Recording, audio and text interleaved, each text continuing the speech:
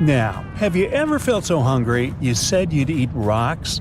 Well, be careful the next time, unless you really mean it. River rocks with condiments and spices are now a trending dish in Asia. Videos of chefs making stir-fried sudio, which is the name of the dish, are a hit on social media.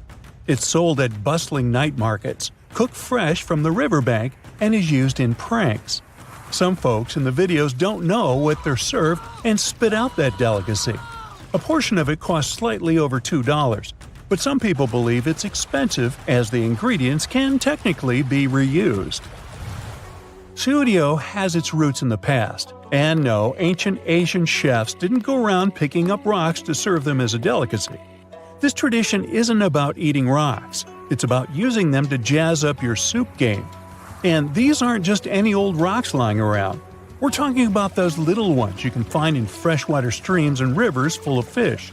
Centuries ago, when there were no to-go snacks or preservatives to keep food fresh for long, it was a real problem for people who had to move around a lot in boats, especially in the summer. Once they ran out of animals and vegetables, they had to get creative to make sure they had something to eat. They say sudio originated in a landlocked province, where sailors would embark on journeys that stretched for weeks and months down the river and were stranded without supplies. So, when fish wasn't on the menu, these savvy people turned to rocks and pebbles for a flavor boost. The rocks, after chilling in the company of fish, oysters, clams, and all things underwater, absorbed the taste of these delicious river inhabitants. Once they ended up in the cooking pot, they didn't transform into some muddy mess like you would think, but unleashed a burst of fishy goodness. Once motorized vessels came into the province and it became more economically developed, the dish lost its popularity. Hey, but now the world's hardest dish is back, and it seems to leave no one who tries it indifferent. Some say it's the perfect snack for fitness fans, as it has 0 calories but comes with so many flavors. Others believe it's not hygienic, since you can throw the rocks back in the water and then take them out and cook them again. Whatever the case, the preparation process for this dish is quite a show. Ideally, you need to get fresh rocks for it right out of the river. If they stay out too long, they lose all the flavor. So these fresh rocks are fried in lard or animal or plant fat, and the flavor spreads to the oil as well.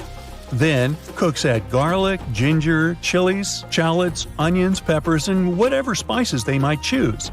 The more veggies you add, the more it reminds you of a warm winter soup. Then the cooks top it off with some salt, black pepper, and chili flakes, and looky here, it's all done. Looks quite simple, so some TikTokers have already tried it at home before the whole craze about the dish. Now, one important note, if you want to try sudio, don't ever chew on the rocks. Slurp upon them, take the most of them, and then throw them away one by one. You can keep them as souvenirs or leave them on the plate. Once you're done with all the rocks, just eat what you have left on the plate as you would eat any other soup. The rocks should leave a distinctive fishy flavor even once they're out. If you aren't ready to have rocks for lunch just yet, how about olive oil coffee for breakfast? This trending drink was made popular by Starbucks and is easy to recreate at home. If you think it's yucky to add fat to your coffee, chances are that you've already done that. Full-fat milk or heavy cream-based cold foam are all fat in your drink. In some countries, like Singapore, it's been traditional to add butter to coffee for decades. Fans of this drink claim that the caffeine absorbs all the fats in the butter, so it gets into your system slower, and this coffee keeps you energized for longer. Now, olive oil has long had a reputation as a healthy wonder maker, so when you consume it in any form, it enriches you with some vitamins and antioxidants. If you're worried that your drink will taste more like olive oil than coffee, opt for the dark roast. It has a more intense chocolatey flavor. Now, if you aren't a coffee drinker, maybe I can interest you in a glass of Pilk. The mix of Pepsi and milk became famous in the U.S. after Lindsay Lohan presented the concept to the world in Pepsi's holiday season ad campaign. The internet couldn't leave this idea hanging, so people started trying it on TikTok and shared their reactions. In the ad, Pepsi is added to a glass of milk in it. In real life, users prefer to pour Pepsi with a handful of ice first and then spice it up with different kinds of milk, like oat and soy. Those who tried it agree that it's not bad, and some people say it's just like Pepsi, maybe a bit creamier. Are you hungry for a cookie by now? And not just any cookie, the Japanese wasp cookie. They're rice crackers with a smattering of wasps in every bite. This snack was invented by a local wasp fan club and cracker baker. Only the bad guys of the wasp world, digger wasps, are used for this peculiar snack. These wasps paralyze other insects to take them to their youngsters and feed them with that prey. But have no worries, they won't do you any bad after they're boiled, dried, and added to the rice cookie mix. People who've tried it share that it comes with a sweet and savory flavor, and the wasps taste somewhat like bitter burnt raisins. Boy. Century eggs are another snack idea from Asia. Those are eggs that have been preserved for a long period of time in a special mix of clay, salt, wood ash, and quicklime. Over time, the outer egg white becomes dark brown or black and gelatinous, and the inner egg yolk turns dark green. Now, those aren't the most attractive-looking colors, but the egg has a rich flavor and is safe to eat. There are no bacteria or mold inside. The eggs usually come as an appetizer with soy sauce. They can be duck, quail, or chicken, and also go under the names of thousand-year eggs, millennium, or skin eggs. They're served as a delicacy for at least several centuries. Legend has it that there was a man who wanted to surprise the lady he liked with duck eggs he left outside for her. She hadn't found them in months, and it looks like when she did, they tasted better than ever. You first. If you ever find yourself in a market in South Korea and feel the smell of seafood with no actual seafood in sight, it must be the Beyondiji stand. It looks like coffee beans, but it's a type of insect, silkworm pupa. You can find it pretty much anywhere, from streets to grocery stores all across the country. It's normally boiled or steamed and tastes savory and a bit fishy. The snack has a crunchy outer shell, and the inside is juicy. There's a more popular salted and spiced version, although some vendors add sugar to it to create a candied version. Silkworms have played an important role in the local culture for centuries for their more obvious silk-making talents. Then, someone had the smart idea to also use them as an available source of protein for people in need. They say not everyone falls in love with it from the first bite, but you can slowly get used to it.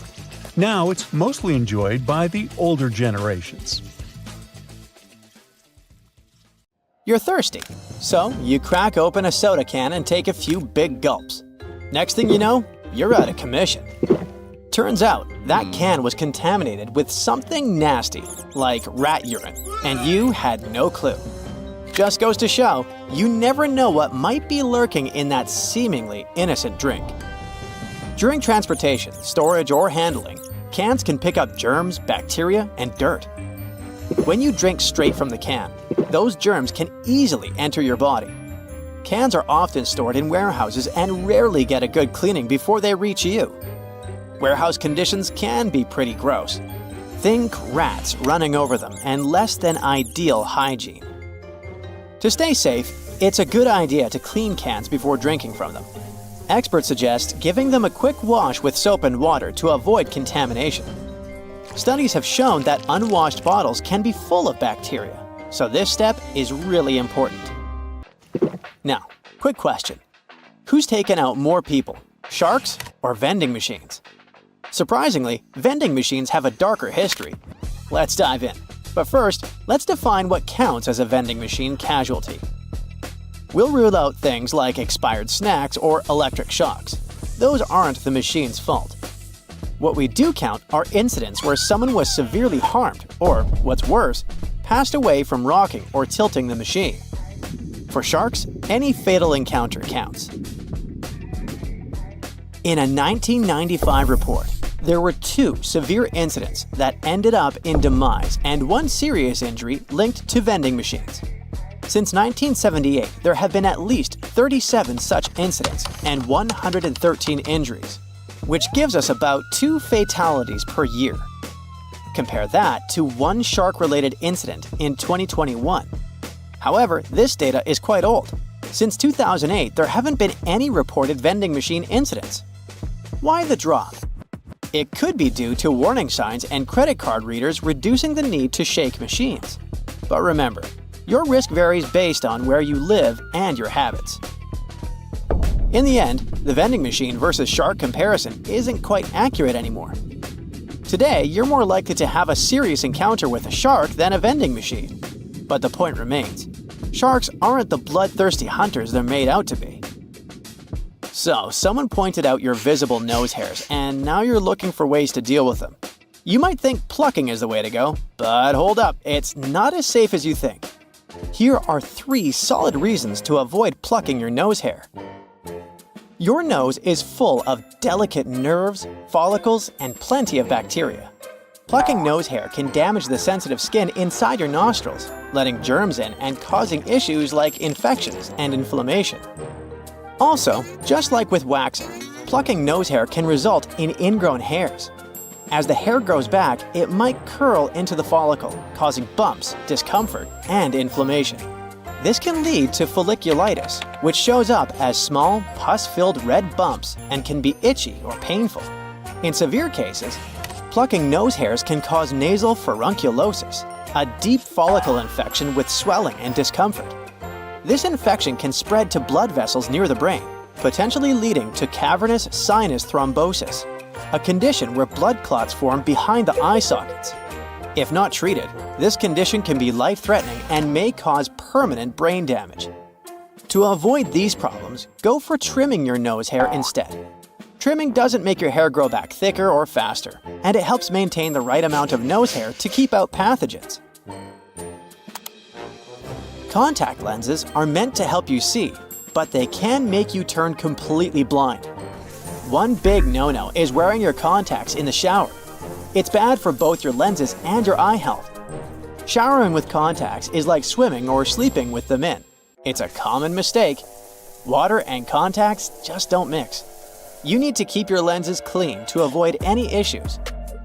If water gets behind your lens, germs or chemicals like chlorine can get in there and cause trouble. At best, you might end up with sore or itchy eyes. Worse, you could get conjunctivitis from a bacterial infection.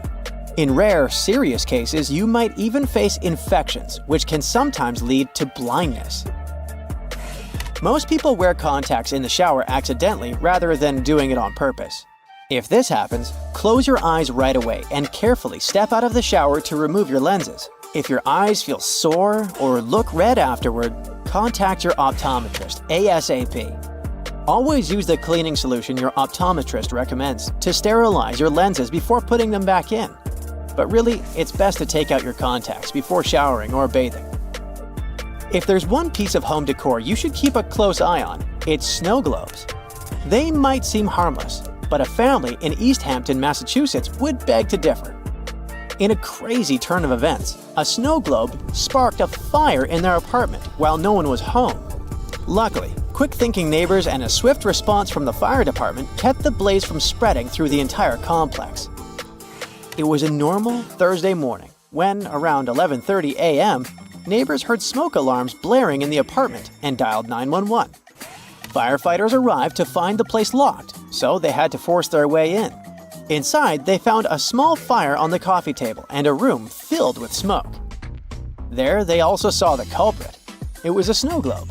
It was sitting just right on the coffee table, and the sunlight hit it at the perfect angle, magnifying onto some cardboard and styrofoam and setting them on fire. While it's not common, fires started by magnified sunlight do happen. Many firefighters have seen blazes ignited by mirrors and magnifying glasses. So, keep those snow globes out of direct sunlight. Better safe than sorry. Alright, let's talk about fatal fruit. No, I'm not going to bore you with another lame list of the most poisonous fruits out there. Instead, I'm going to tell you about something heavenly tasty that can make you teleport to the heavens in a matter of seconds. Meet the coconut. This seemingly innocent fruit has a dark side. Coconuts are responsible for around 150 fatalities each year. These bad boys have a whole page dedicated to the fatal incidents they've caused. A full-size coconut weighs about 3 pounds 3 ounces.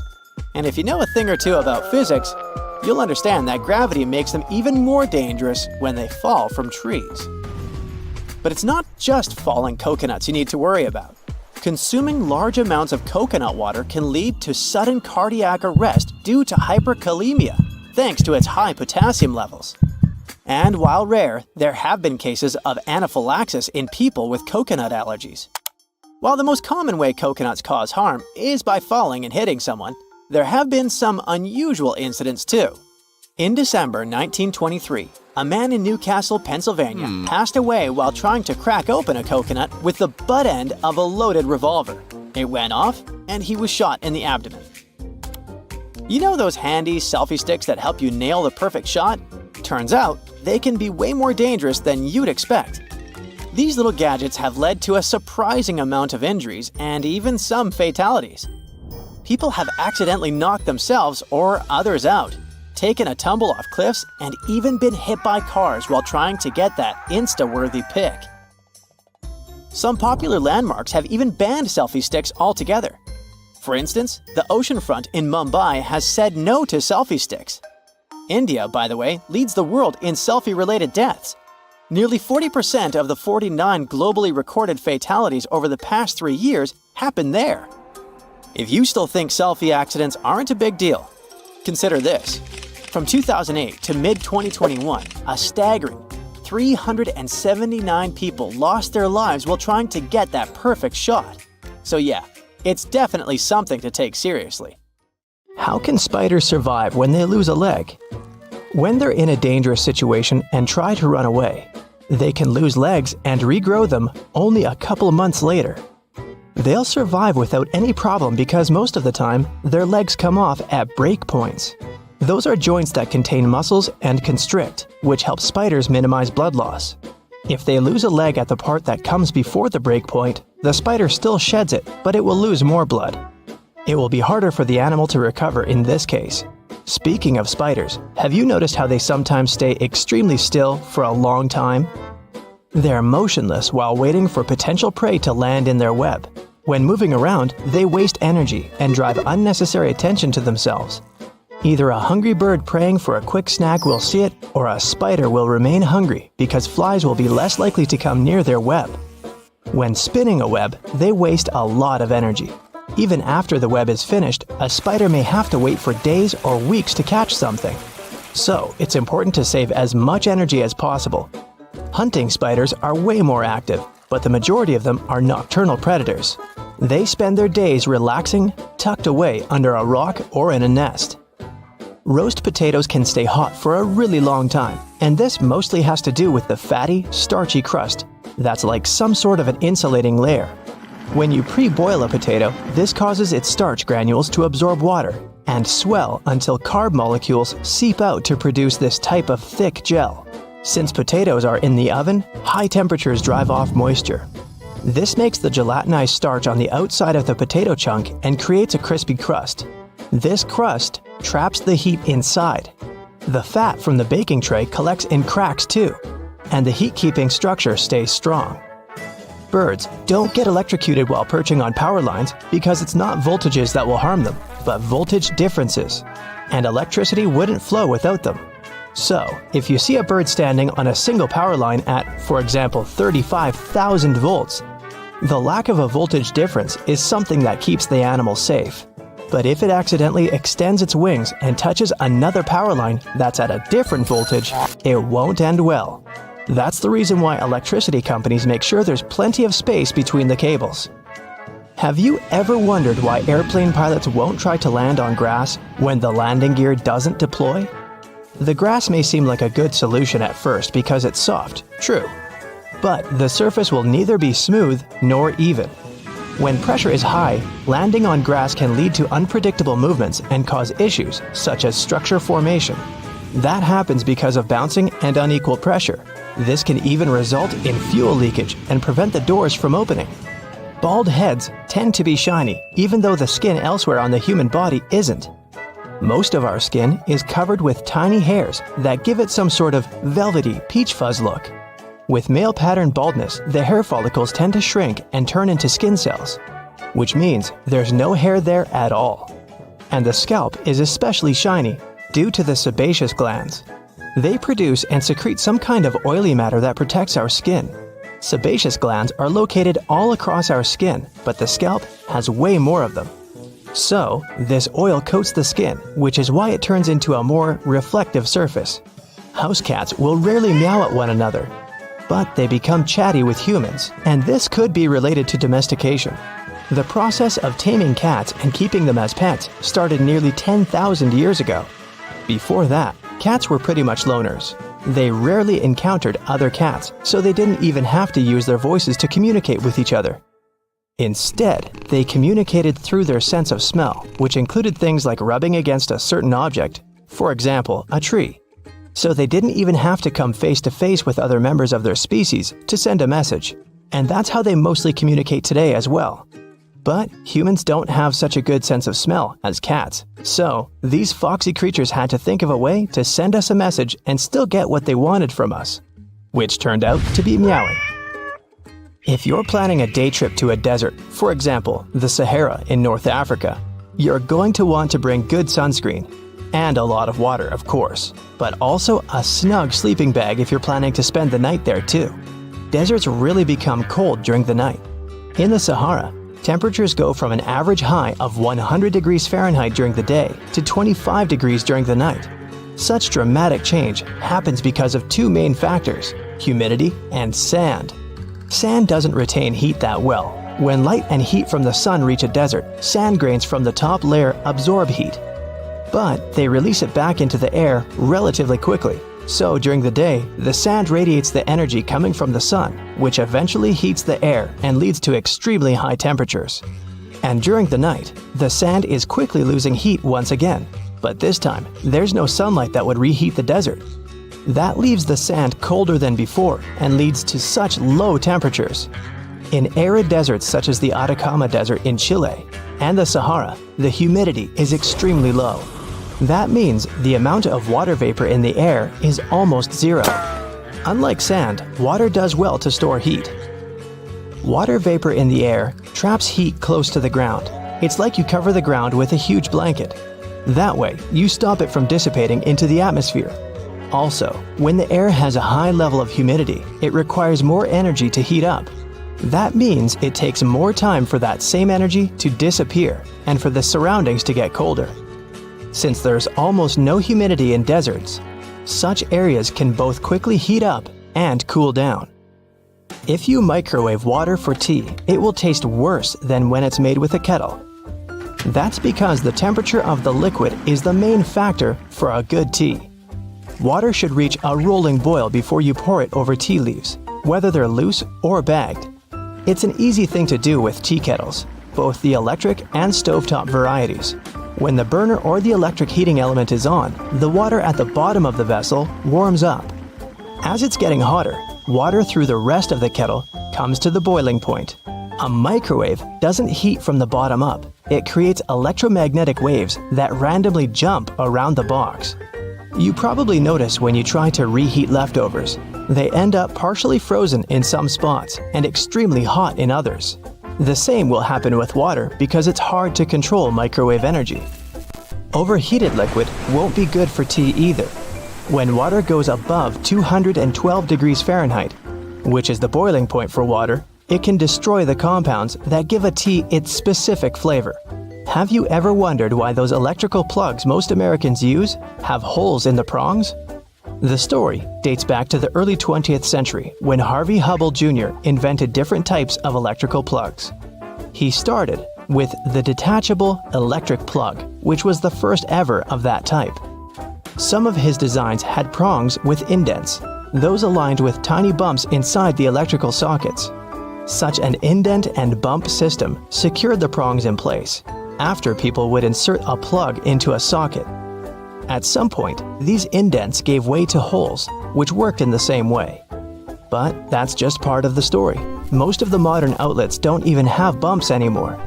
They keep plugs from falling out of the wall by using friction and pressure. Today, some manufacturers insert a rod through all the holes in a line of prongs. That's how they lock them in place while encasing them in plastic. Some also say the holes save metal, which cuts costs of manufacturing in the long term. Did you know that animals see the world differently from us? Take this. Pigeons actually have better vision than humans. Crazy, right? So let's try to see the world from the animal's eyes. Let's start with snakes. Their way of seeing the world is totally different from ours. They have special infrared sensitive receptors in their snouts. This allows them to see the radiated heat of warm-blooded mammals. Now let's move on to cows. These big guys don't see colors as well as humans do. They can't see the color red because they don't have the necessary receptors in their retinas for that. So they only perceive variations of blue and green. Also, they don't like it when someone approaches them from behind. They have a near panoramic vision, and the only area they can't see is directly to the back. So if you're ever sneaking up on a cow, make sure you give them a heads up. Horses have a blind spot right in front of their faces because of their eye placement. This means they can't see things directly in front of them. Also, they don't see as many colors as we do. Just like cows, their world is mostly made up of greens, yellows, and blues. Poor guys. Fish eyes have ultraviolet receptors and a more spherical lens than humans. This gives them an almost 360-degree vision. As for colors, they're able to see all the same ones as we humans do. But because light behaves differently underwater, they have a hard time discerning red and its shades. Deep-sea fish can easily see in the dark, which is pretty cool. Sharks, on the other hand, can't distinguish colors at all, but they see much clearer under the water than we do. Birds have some pretty unique ways of seeing the world. Unlike humans, birds can see ultraviolet light. This helps them differentiate between males and females of their own species, as well as better navigate in their surroundings. Also, they are very good at focusing. For example, falcons and eagles can focus on a small mouse in the field up to a distance of 1 mile. A pigeon can see all the tiny details, so if you ever need to find a crack in the pavement, just ask a pigeon. And by the way, it has a 340-degree field of vision, and generally their vision is considered twice as good as a human's. There, you have it. I'm envious of a pigeon. Insects have some weird vision patterns too.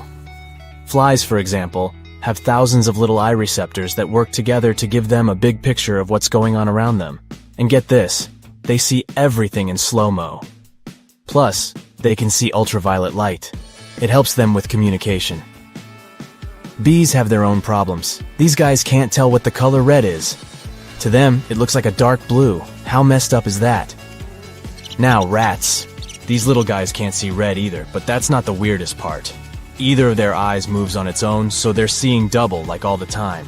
It's a wonder they don't run into more walls, am I right? Cats don't see shades of red or green, but they do see brown, yellow, and blue hues like a boss. Plus, they got a wide-angle view, so they can peep more stuff on the sides than we can. There's more, though. When it's pitch black outside, cats become ninja-like and can see 6 times better than us. Their pupils adjust to any lighting like magic. Now let's talk about dogs. These furry friends can't see red or orange, but they do rock at blue and violet. Plus, they can differentiate 40 shades of gray. I mean, it's not 50, but still impressive. On a related note, frogs are really picky eaters. They won't even bother with food that isn't moving. They could be surrounded by a buffet of delicious bugs, but if they don't wiggle, frogs won't even bat an eye, and they're not the most observant creatures either. If something isn't important to them, like a shadow, they won't even bother looking at it. Chameleons have eyes that can move independently of each other, so they can see everything around them without even turning their heads. They can even see 2 images at the same time, like a double feature movie, one in front and one behind. Pretty impressive, right? What would you do if you suddenly got 360-degree vision like a chameleon? Share in the comments. There are 2 sides to every story. Just like to a regular cotton pad. 2 different textures, to be more precise. One is smooth, and you're supposed to use it for more sensitive areas of your face, for example, the eyes. The rougher side can help you remove makeup and clean your face in less sensitive areas, like the forehead. If you like having greenery in your home, You've probably noticed the flower pots have holes at the bottom. These holes are the reason your green friends live a happy life. They're extremely important for water drainage. Thanks to these holes, you'll avoid stagnant water buildup that can eventually ruin your plant. Also, thanks to those holes, roots can grow and expand beyond the limits of your pot. Have you noticed aviator sunglasses mostly have green lenses? It has something to do with their origin. First, they showed up in the 1930s. Before that, pilots had goggles to protect their eyes while they were in the air. High altitudes with glaring sun and sub-zero temperatures were a real test for their eyes. The goggles helped them with those issues, but there was another one. Since the temperature differences between the air outside and within the goggles were big, the lenses would fog up and obscure the pilot's view. So, the company Bausch & Lomb came up with teardrop lenses surrounded by a light metal frame. These lenses were dark green because this tint cuts out blue light, which is also a problem for pilots when they're flying above the cloud line. Plus, green lenses also reduce glare and improve contrast and sharpness. Holes in the side of your Converse sneakers? Are those really necessary? Well, they allow air to enter your shoe so your feet can stay cool. You can also use them to style up your shoes and tie them in different ways too. There are two reasons plastic bottles have grooves. First, if you're drinking cold water and it's hot outside, you'll see there's a lot of condensation on your bottle. Or maybe if you're playing some sport or working out. Your hands are sweaty, and if a bottle had a smooth surface, it would be more difficult to grip it.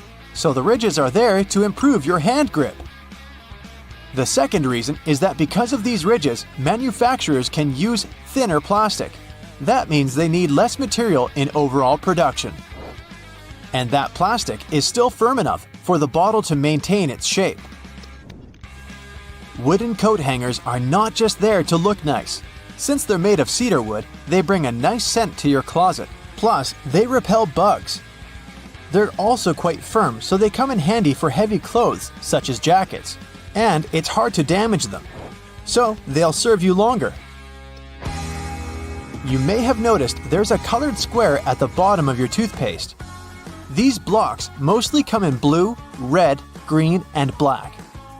They are some sort of eye marks, since they help manufacturing machines at the assembly line recognize where and when to cut the toothpaste and seal the end of the tube. Some boots have loops at their top and back. Looks like a fashion statement, doesn't it? Or maybe it's something that manufacturers add for fun. But those loops actually have their purpose. With them, you can pull the shoe up when trying to wear it. Plus, you can easily hang them or use the loop for better support for the laces. Confession time. Remember those attachments your vacuum cleaner came with? Did you also put them somewhere aside and never use them again? They're actually pretty helpful when you're cleaning the house because you can use them for particular areas that are sometimes hard to reach with the regular attachment. We all know what the vegetable peeler is for, but besides peeling the skin of carrots or potatoes, you can use it for onions too. It may be faster than doing it with a knife, plus it will save you some onion tears. Some sweatshirts have something pretty specific in the neck area. A V-shaped stitch you can see in the middle of the collar. The ribbed insert, similar to the ribbing at the hem and the sleeves, would allow the owner to put the garment on more easily, and it wouldn't even lose shape. The V-insert would stretch, so a person wearing the sweatshirt could get their head through the neck. Its purpose was also to absorb sweat. In its early versions, sweatshirts had both the back and the front of the collars. Through time, they lost the back one, and this V-insert became something decorative since manufacturers started to stitch a V at the collar without using the ribbed material they had added before. Brightly colored squares or circles you see on food packages aren't an indication of vitamins, minerals, or certain flavors that food contains. And nope, it's not some secret code consumers are supposed to crack. It's actually for printing engineers. They're called process control patches or printer's color blocks. During the process of printing the food packaging, manufacturers use those colored blocks to check if the printing ink is correct. They compare the color of blocks they print to make sure the brand they print for has a consistent and recognizable quality all over the world. The majority of printers only use 4 colors: yellow, magenta, cyan, and black. Some printers have additional colors, such as green, orange, and violet. That's why you sometimes see multiple circles on certain packages. They test each ink color. Margins in notebooks. They're not there as some sort of a guide for taking notes and writing. Someone came up with a potential solution that was supposed to protect the written work from, well, rats. They used to be pretty common residents in people's homes. They are known for their diet, including basically anything, like paper, for example. So, people started adding wide margins as an appetizer that was supposed to keep rats full. This way, they wouldn't want to get to the main dish, the written pages. Suits have a buttonhole close to the top of the lapel. Manufacturers sew it shut so you can't open it without ruining your suit. And when you compare it to the other lapel, you see that one is completely smooth, without any clues. You won't find such an unpartnered buttonhole on a suit jacket only.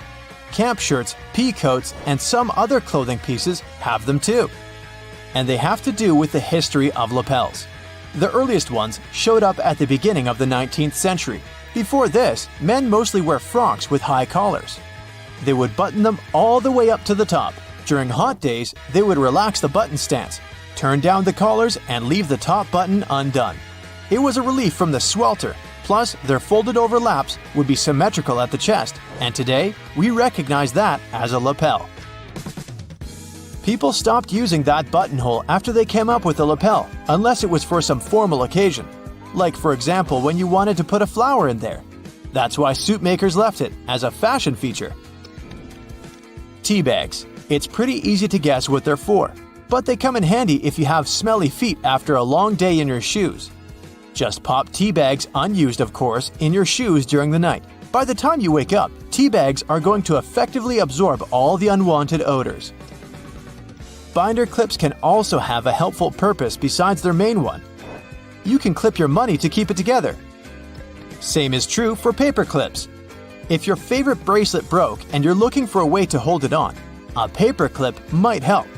Just hook one through each end of the bracelet, twist it tightly, and your bracelet is good to go. Now, with selfies taking over the social media world, phone companies had to adapt to the way people hold their phones and use their cameras. Apparently, most users tilt their heads slightly to the right when taking selfies. With the camera located in the left corner, it makes it easier to make sure the camera will be in line with the usual tilt of selfie takers. Ooh, genius. This allows for a more natural look, making the image look better to leave you feeling great. Cameras on the back of most phones are on the left side as well.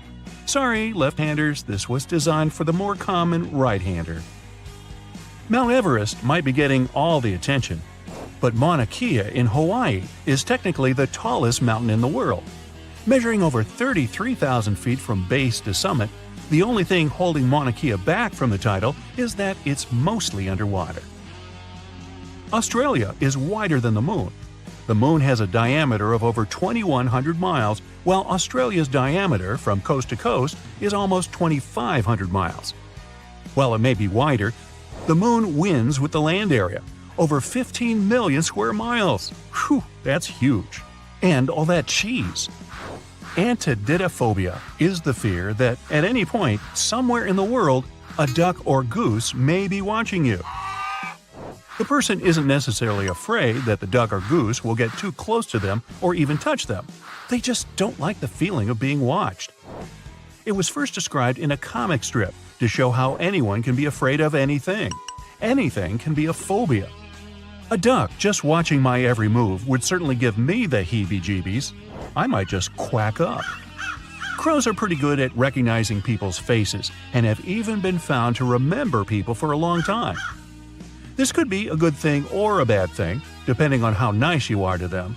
You don't want to come across a crow that's holding a grudge against you. You probably can't tell which crow is which very easily, so it might be better to play it safe and just give them all a little wave. In the city of Yoro in Central America, they have an annual event known as the Rain of Fish. Not that the locals get a choice for it anyways. Every year in May or June, a torrential rainstorm rolls through town, leaving a mass of fish flopping around in the streets. The phenomenon is believed to be caused by waterspouts or water tornadoes, which drop the fish far from home. Seafood delivery for free? Yes, please. A photon, the most basic part of light, takes thousands, maybe millions of years to travel from the sun's core to its surface.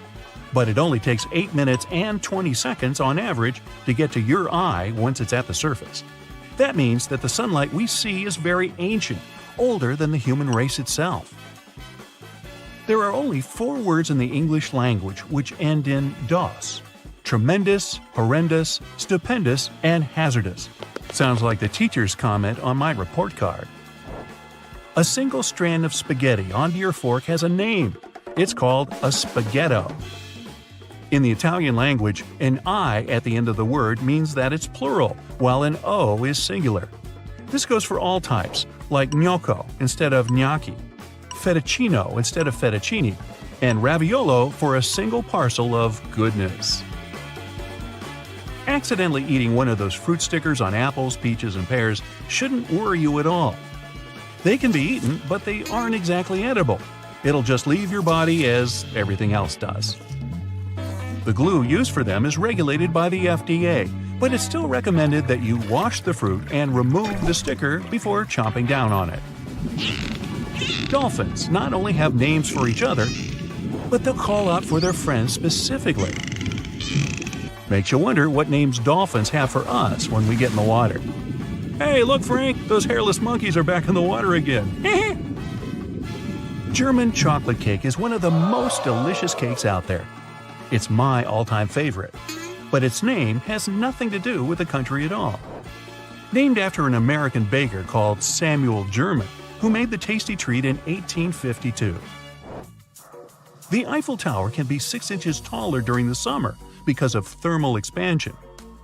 When the iron heats up during really hot days, the iron particles expand, taking up even more space. 2 planets in our solar system rotate the opposite way as the others. Venus and Uranus have this backward rotation. Venus also has the longest day of any planet in our solar system, completing a rotation every 243 Earth days. A baby puffin has the adorable name of Puffling. To feed its chick, the puffin parent will carry about 10 fish in its beak at a time. While you sleep, you can't smell anything, even really bad or potent smells. Our taste and smell senses are cut down by 50 to 20% during flights. This is why airplane food always tastes like cardboard or too salty. Sounds like a pretty convenient excuse from the airlines to me. Look at any watch advertisements, and the time on display should be 10:10. This is because of the positive effect it has. It looks like a smile, and usually the brand name of the watch is directly below the 12. Stewardesses is the longest word that is typed with only the left side of the keyboard. The word itself isn't used much anymore. Most people say flight attendant instead. Those dum-dums who call out, "Hey, you!" are normally invited to exit the aircraft mid-flight. The longest English word is a crazy 189,819 letters long. I won't spell it out here, but it's the full name for the large protein nicknamed Titan. To say this out loud would take over 3 hours. So grab a snack and settle back, because we're going to be here for a while. Nah, I wouldn't do that to you. Eunoia, at 6 letters long, is the shortest word in the English language that contains all 5 main vowels. Eunoia means beautiful thinking or well mind. It's rarely used these days in the medical field. And if you add 2 of them, you'd then have a para-eunoia. Nah, not really. Glass balls can bounce higher than rubber ones. When a rubber ball hits a surface, it deforms before returning to its original shape. And a lot of energy is lost in this process. A glass ball doesn't compress at all, keeping a lot of its energy for the bounce back up. Here's a flash. Kangaroos can't walk backward. Their long feet and heavy tail make walking impossible, forward or backward. They can move side to side with incredible agility, But jumping back is impossible because of that large muscular tail. So let's go to the hop. The loneliest creature on Earth is a whale that's been calling for a mate for a long time. Researchers identified the whale's abnormally high call decades ago, and is believed to have never received a response. The unknown whale is called lonely because it communicates at a frequency not used by any other whale in the Pacific Ocean. How sad. Meanwhile, the lyrebird can mimic almost any sound it hears, including chainsaws. The Australian species not only copy other birds, but other animals too, like koalas and dogs.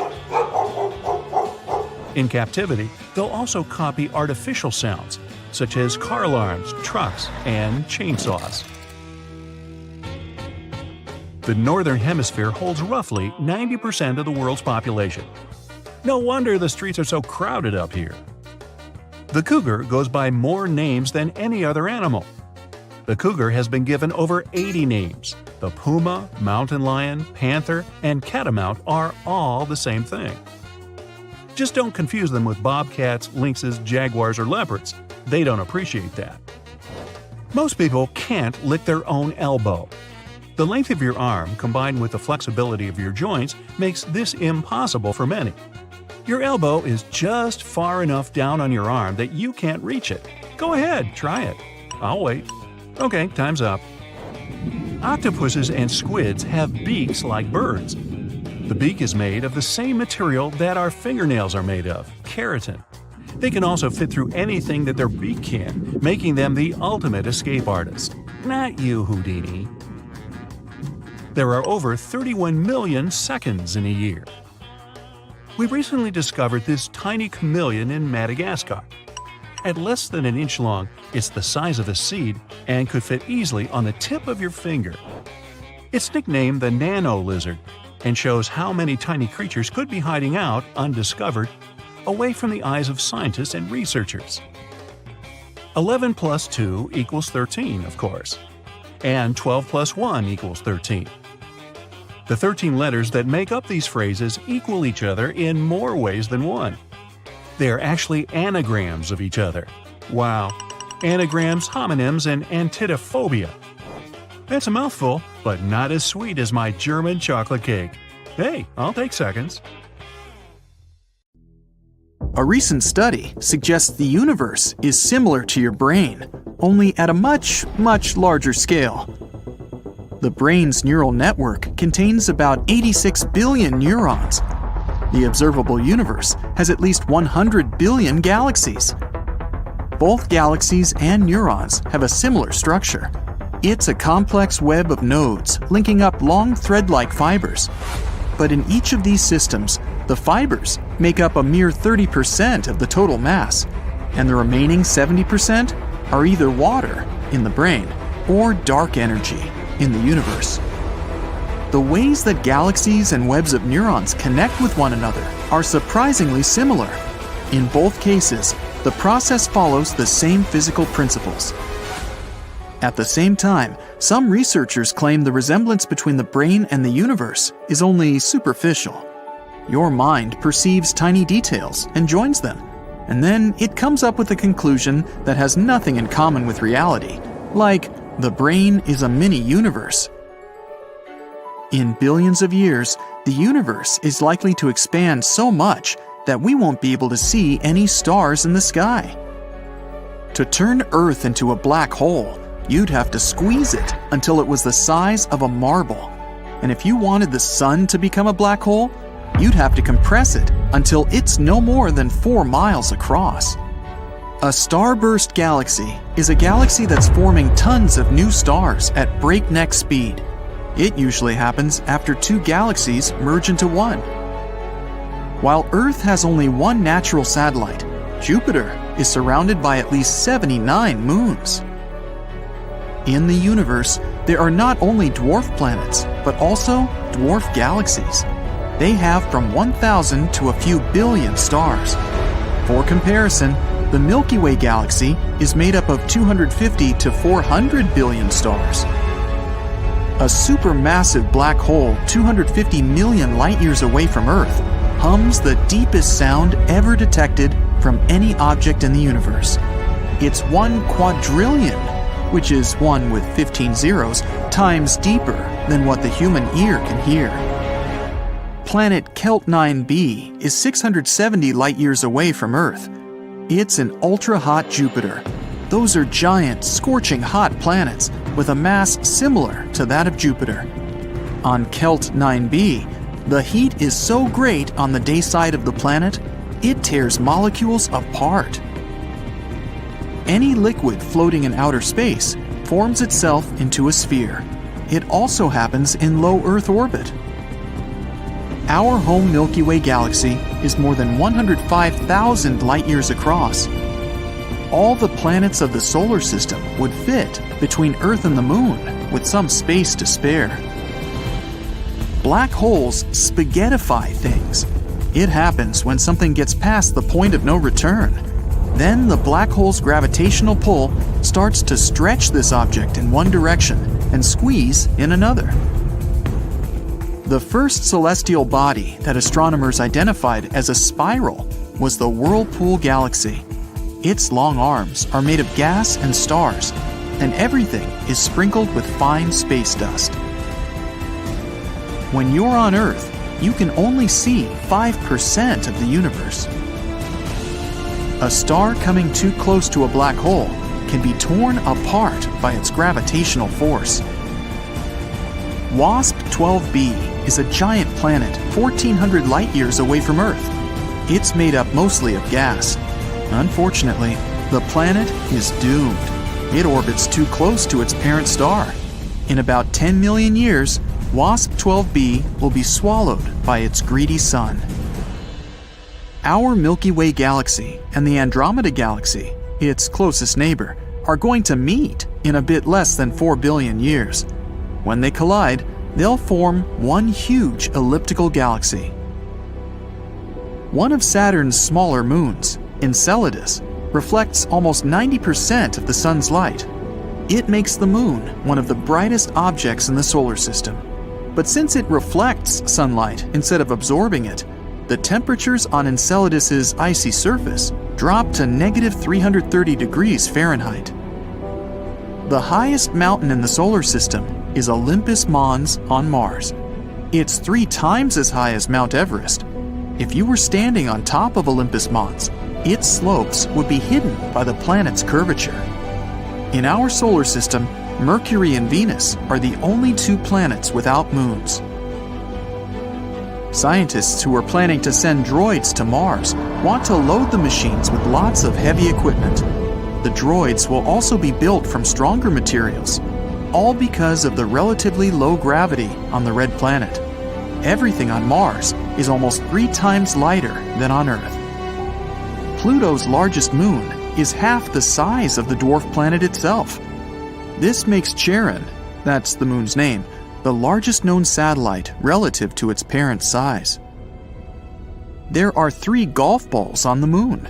They were launched during the Apollo 14 mission.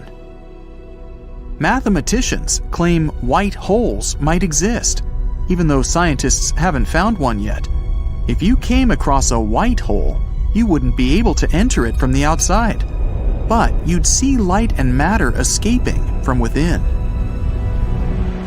On our planet, 1 full rotation takes 1 day, but the sun is so enormous that it needs 25 to 35 Earth days to make 1 rotation. The moon is not a perfect sphere. It's shaped more like an egg because of the Earth's gravity. Spacesuits protect astronauts from huge temperature differences during spacewalks, from -250 degrees Fahrenheit to +250 degrees Fahrenheit. A neutron star gets born after a supernova collapses. After birth, it rotates extremely fast, about 60 times per second. But this rate can sometimes grow up to 600 times per second. In 2007, astronomers started to receive ultra-bright and ultra-strong radio signals. Named fast radio bursts, they were coming from somewhere billions of light years away. When astronauts are in space, they often see random flashes of light. They occur when cosmic rays hit the optic nerve in the eye. If you traveled around Pluto's equator, it would be the same distance as walking from Rome to New York City. If you visited GJ 504b, a planet located a mere 57 light-years away from Earth, you'd see that the planet is glowing. It's because of the heat left after its formation. The planet's color is a dull magenta, like a dark cherry blossom. Jupiter has the shortest day of all the planets in the solar system. It lasts just 9 hours and 55 minutes. Because of its fast rotation, Jupiter isn't a perfect sphere. It's a bit flattened. Venus has more volcanoes than any other planet in the solar system. There are at least 1,600 of them on the planet's surface, but most of them are extinct. Mercury has wrinkles. When its iron core was cooling, the planet's crust contracted. It made the surface of the planet uneven. Nuclear pasta found inside neutron stars is believed to be the strongest substance in the universe. These noodles of neutrons can be 10 billion times stronger than steel. Some astronomers believe black holes might have no event horizon, aka the point of no return. Instead, there might be the apparent horizon. It can only trap stuff for some time. Later, matter or energy escapes, but in a different form. Each Apollo mission needed 15 spacesuits. Each member of the 3-person main crew needed 3 suits. One was for training, the second for flight. And there was also a backup suit, in case something went wrong with the flight suit. And each of the 3 members of the backup crew had 2 spacesuits, one for training and one for flight. Scientists believe Mercury might still have a partially molten core. It could explain why the planet has a magnetic field, even if it's just 1% as strong as Earth's. Dust storms on Mars are the most severe in the whole solar system. They can be raging for months on end. On planet Kepler 16b, which is 245 light-years away from Earth, not one, but 2 suns set over the horizon. The planet is as massive as our Saturn, but has a higher density. It takes 45 minutes to put on a spacesuit. After it's done, an astronaut needs another hour to adapt to new conditions. Earth-grazing fireballs are bright meteors that enter the Earth's atmosphere, but then leave it again. Triton, one of Neptune's moons, orbits the planet backward. It's the only big moon of any known planet to do so. Triton is also gradually getting closer to Neptune. Experts think that, eventually, the moon will be pulled apart by Neptune's gravity, and then it'll form a ring around the gas giant. Dwarf planet Haumea, which is further from Earth than Neptune, is truly bizarre. It's orbiting in the Kuiper Belt, a donut-shaped ring of ice objects circling the sun. Haumea has 2 moons, a weirdly elongated shape, and a day that lasts 4 Earth hours.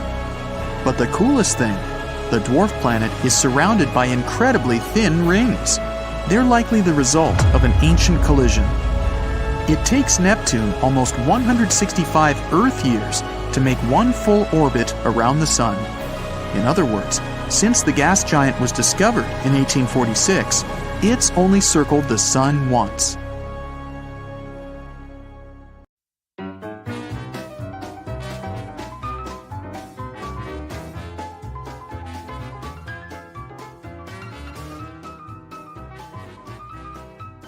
The tuatara is a reptile that has a third eye on top of its head.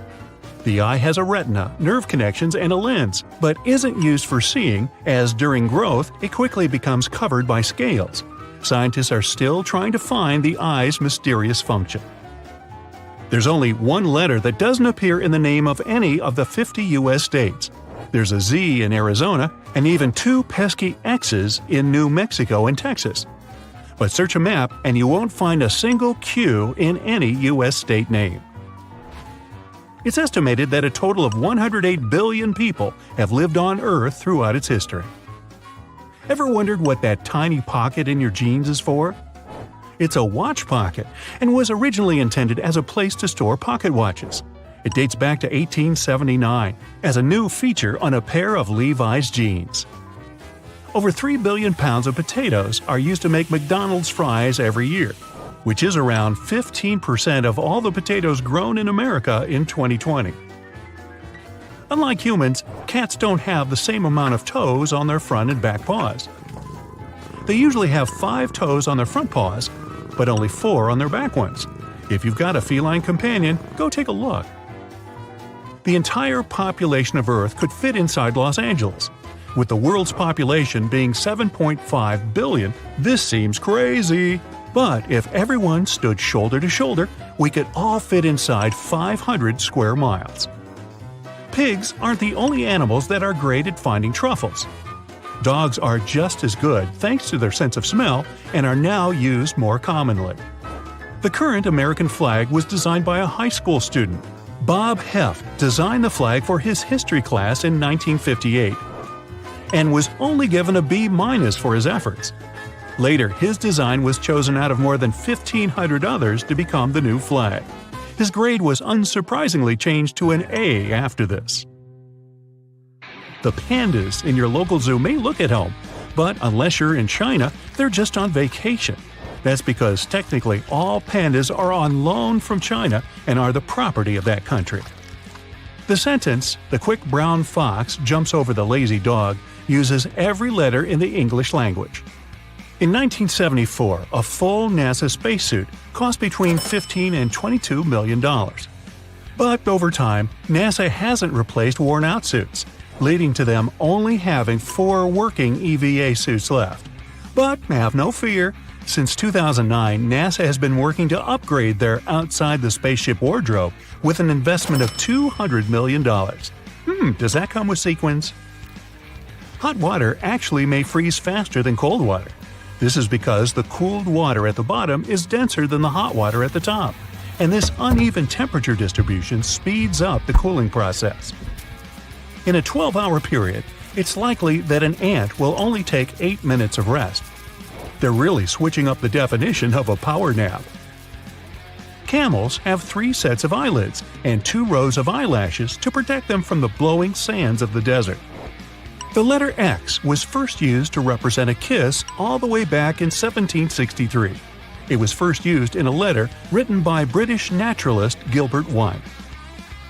No one actually knows if we're spelling William Shakespeare correctly, and it looks like the man himself wasn't too sure either.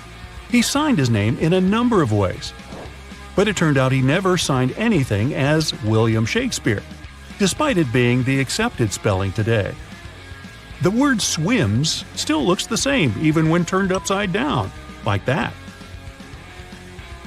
A tiny percentage of the static that you see on old TV screens is residual radiation left over from the Big Bang. If you were to lift up the tail of a kangaroo, and I wouldn't necessarily recommend this, the animal would no longer be able to hop. Kangaroos use their tails as a third leg to propel them forward and also to keep balance. So basically, they'd fall over. If you're heading to London to see the famous London Bridge, think again, as the original bridge is now in Arizona. By the 1960s, London Bridge was falling down. Really? And so the city decided to sell it to an American oil tycoon, Robert P. McCullough. It was disassembled, each piece labeled, shipped over to the U.S., and reassembled. It can now be found in Lake Havasu City. Movie trailers, those teasers of upcoming movies shown before the main feature, were originally shown after the movie, which is why they're called trailers. Oh. You don't have to worry about a crocodile mocking you, as they can't actually stick out their tongues. Crocs have a membrane in their mouth which prevents the tongue from moving. English is the most widely spoken language in the world, but 4 times more people speak it as a second language than as their mother tongue. Speaking of England, the crown jewels contain 2 of the largest cut diamonds of all time. The Cullinan diamond is the largest diamond ever found and is part of the sovereign's scepter with cross. The second gem is the aptly named Cullinan II, which is mounted in the impressive imperial state crown. So now you know. Every glass of water you drink probably contains water molecules that have also been drunk by a dinosaur. The dinosaurs were around for 186 million years, compared to humanity's 200,000, giving them a lot more time to drink Earth's water than us. Huge diamonds could be raining down on Jupiter and Saturn as you watch this video. That's because lightning storms turn methane into carbon, which gradually hardens as it falls and turns into diamonds. Beneath the Easter Island heads, they actually have hidden bodies. In the 1900s, archaeologists dug up two of the statues to find full torsos measuring 30 feet. The torso was 30 feet long, not that the statue had 30 feet. That would be weird. Next time you're struggling to concentrate when studying, try reaching for a stick of gum. A study found that participants who chewed gum while taking a memory test could stay focused longer than those who didn't. Now, common sense would suggest that trees have been around before most animals, as they produce oxygen for us to breathe. If you were to tell this to a shark, it would laugh, as the sea creatures were actually around long before trees. Sharks date back around 400 million years, with trees coming in about 50 million years later. Yeah, I want to see a shark laugh. Listen closely next time you turn on the hot and cold water taps, as water actually makes different pouring sounds depending on its temperature. The heat changes the thickness of the water, which changes the pitch of the sound it makes when it's poured. There may be a new suspect to add to police lineups, and that suspect is a koala bear. While gorillas and chimps have fingerprints similar to humans, so does the cuddly koala.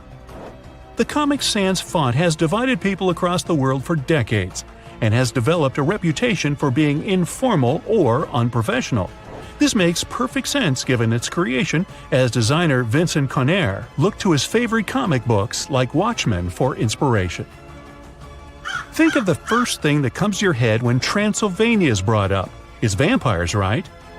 But Dracula's author Bram Stoker never actually visited the mountainous region of Romania, which cemented Transylvania in the legend of the vampire forever. The first college football game took place as far back as 1869 and was between Rutgers and Princeton. Rutgers won the game 6-4. If you're looking for a bodyguard from the animal kingdom, look no further. The silverback gorilla can lift up to 10 times its own body weight, which translates to a total of around 1,800 pounds. This makes them one of the strongest living mammals on Earth.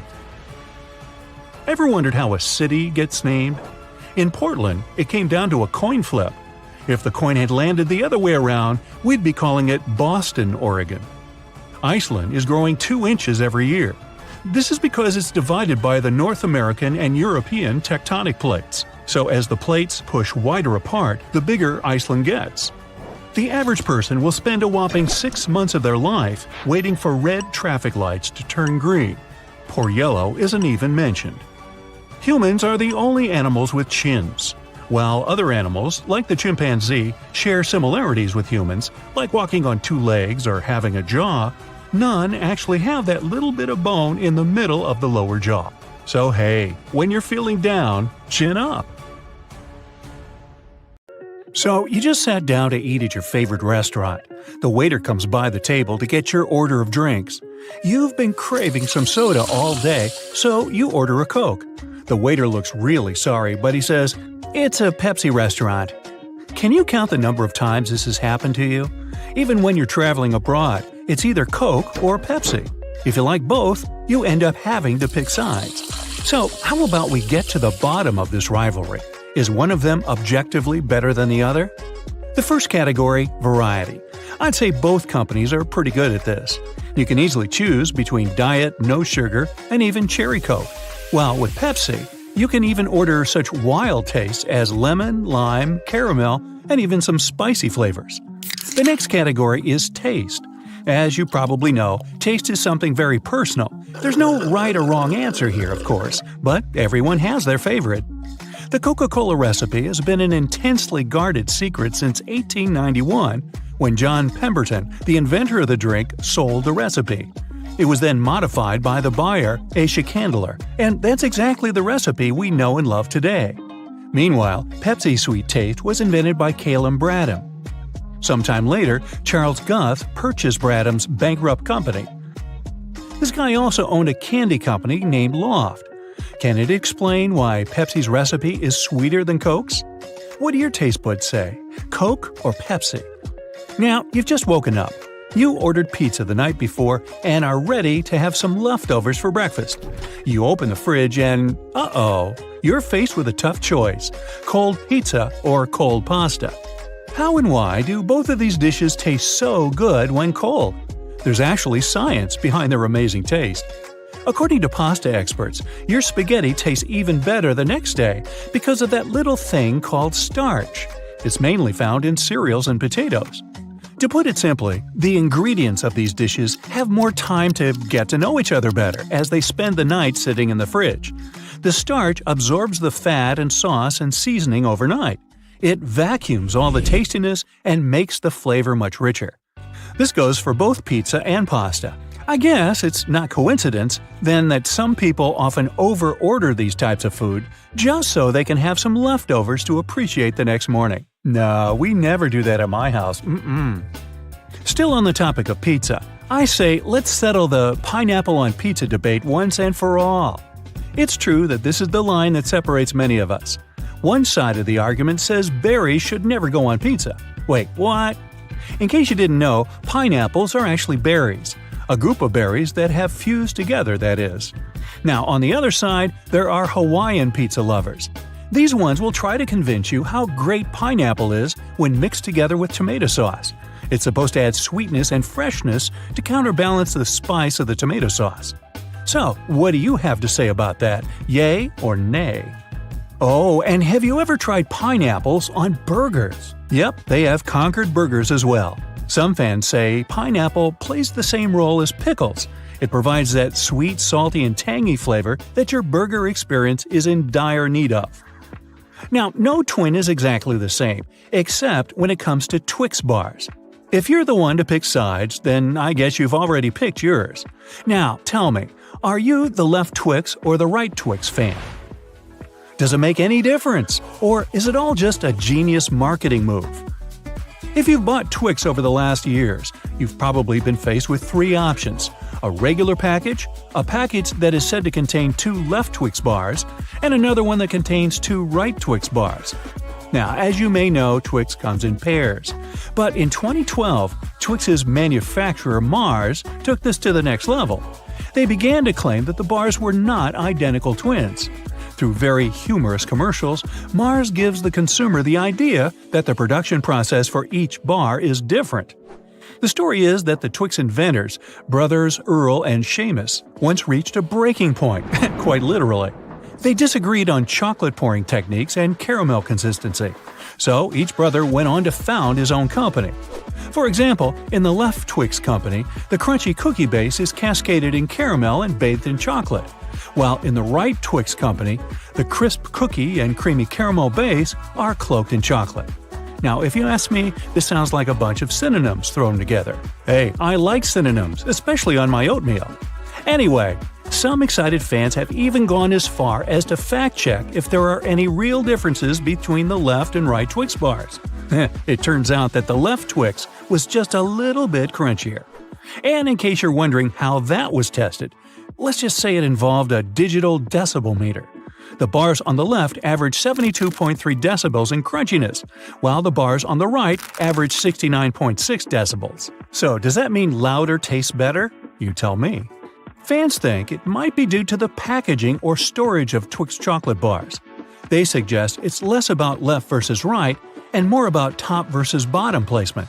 The Twix that ends up at the bottom of the package during the production process might be less crunchy. Oy. Now, I'm sure every country probably has some other dilemma, but here in the US, I'd say the main one is the peanut butter over or under the jelly debate. If you've ever been young, raise your hand if you were ever in that demographic, then you must have developed a preference. While some responsible grown-up was packing your lunchbox, what did you scream, jelly first or peanut butter first? People around here have strong opinions on how to make the perfect PB&J sandwich. Some say that the peanut butter lays the perfect foundation for your favorite jelly, while others say that jelly goes first since it's thinner and spreads more easily. Well, the question remains, what side are you on? If you had to pick, would you say you are a taco or falafel person? You might be thinking, are these even comparable? And I'll say, oh yeah, they're both great but serve completely different purposes. Some definitions here. Taco, a Mexican dish made up of a fried tortilla, folded and filled with chili beans, lettuce, and your choice of meat. Falafel, a Middle Eastern dish that is basically patties of ground chickpeas or fava beans, seasoned to perfection, stuffed into pita bread with lots of different sauce toppings. Well, I'm not sure I made my point here, or have I? If this has made your mouth water or encouraged you to run down the street to buy one dish or the other, then I guess I've succeeded. Oh, and in case you don't know which one to choose, just go for a taco falafel. These do exist. And I guess they probably taste great too. Have you ever stopped mid-sip and wondered, is coffee a soup? Apparently, some people are convinced that coffee is not a beverage, but rather a soup. Now, what makes them think so? According to some fans of this theory, coffee is actually a broth. That's because coffee beans are finely ground and later brewed in water. This process creates an unthickened liquid, usually recognized as broth. This theory has its deniers, of course. Those say it doesn't resemble broth at all, as broths usually mean that the liquid has some meal-like value and various nutritional factors. And coffee is just coffee. It's supposed to taste nice and give you energy. Even if you order the frou-frou versions like low-fat, no-foam, double-shot grande lattes with 2%, like I get. Hey, what's not to like? Now, tell us in the comments below your choice for each of these food battles. Squirrels' teeth never stop growing, but the animals wear them down by gnawing on nuts and other hard foods. The front of the rodent's teeth is actually orange. It's because they're covered in special tough enamel. Bet you're glad you don't have that to deal with. Some bird species don't mind munching on chili peppers. That's because they can't feel the heat. Peppers burn your mouth because they contain a special chemical, capsaicin, but birds don't have the taste buds needed to feel its effects. The rhino's horn is made of hair, or at least the same protein that makes up your hair and nails. This protein is called keratin. Such a horn is kinda unique since other animals have horns with a bony center. The woodpecker can peck the wood 20 times per second. This pace is almost too high for the human eye to notice. How much wood would a woodpecker peck if a woodpecker could peck wood? The number of pecks often reaches a total of 8,000 to 12,000 a day. A starfish does have eyes, one on the end of each of its arms. These eyes are light-sensitive groups of cells. Frogs don't need to drink water. Instead, they have an area known as the drinking patch. It's on their bellies and thighs. They use it to absorb water directly through the skin. Well, that could save some time. Most caterpillar species have around 4,000 muscles in their body, and almost 250 of them are in the head alone. Christmas tree worms are much more beautiful than you can imagine. But even though the pines look awesome, 2/3 of the worm's body is hidden in a calcium carbonate tube. And the point of this is, I don't have one. Narwhals' famous tusks are actually their teeth that are kind of turned inside out. These unicorns of the sea have just 2 teeth, and in males, one of them grows right through their upper lip. Unlike your teeth, this one is tough inside and sensitive and soft on the outside. The anteater doesn't have teeth, but it's not a problem. This creature has a super long tongue. This tongue helps the animal lap up more than 35,000 termites and ants every day. Well, that's one way to lick hunger. The flea can jump more than 200 times their body length. If humans had such an ability, they would jump as high as the Empire State Building. Woohoo! The red-eyed tree frog's eggs can hatch earlier if they sense their environment isn't safe. Small animals with fast metabolism see in slow-mo.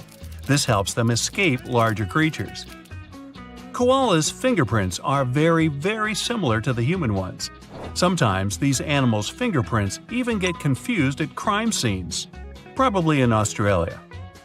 The hippo's sweat is pink and not exactly sweat. It's a reddish, oily fluid. Its function is to not cool the body, but to moisturize the skin and protect it. This fluid also functions as an antibiotic. So, you get sunburn or cut, you can smear a hippo all over you. Polar bear skin is black, and the hairs of their coat are hollow and almost see-through. These animals have fur growing even on the bottom of their paws. This gives them a better grip on ice and protects against cold. Some species of tarantulas, some of the largest spiders in the world, can live without food for more than 2 years. I still think they're creepy. Platypuses close their eyes while swimming. They have special folds of skin covering their ears and eyes. They prevent water from getting inside. These animals' nostrils also have a watertight seal. Emus can't walk backwards, but scientists aren't sure why. These flightless birds are the only ones that have calf muscles. Emus can sprint really fast. They can also travel long distances, but they can't back up. Crocodiles can't move their tongue because it's attached to the mouth roof. It keeps the throat closed and protects the animal's airway. Water snakes, dolphins, whales, alligators, crocodiles, and turtles can drown. It'll happen if they stay underwater for too long.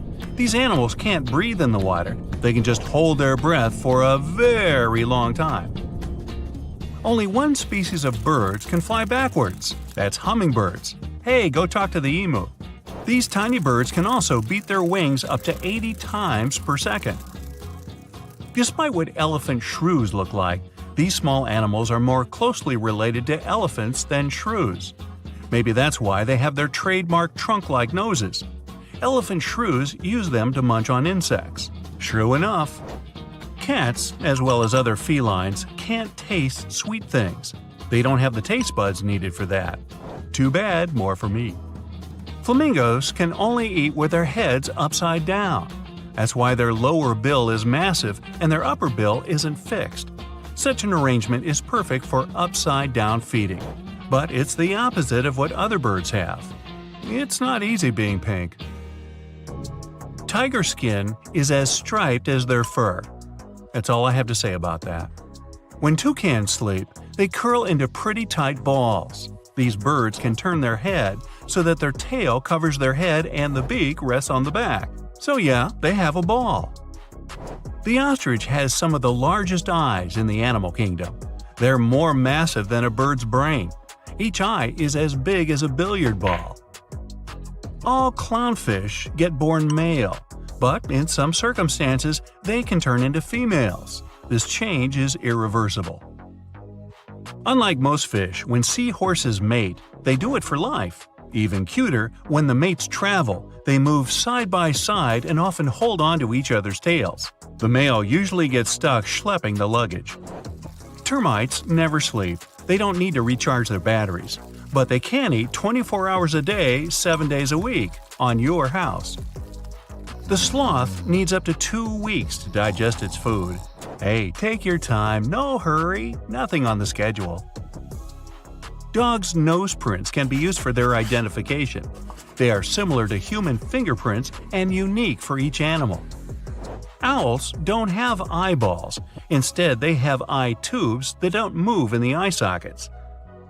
Penguins don't have external ears, but their hearing is especially sharp, especially when they're on the lookout for polar bears.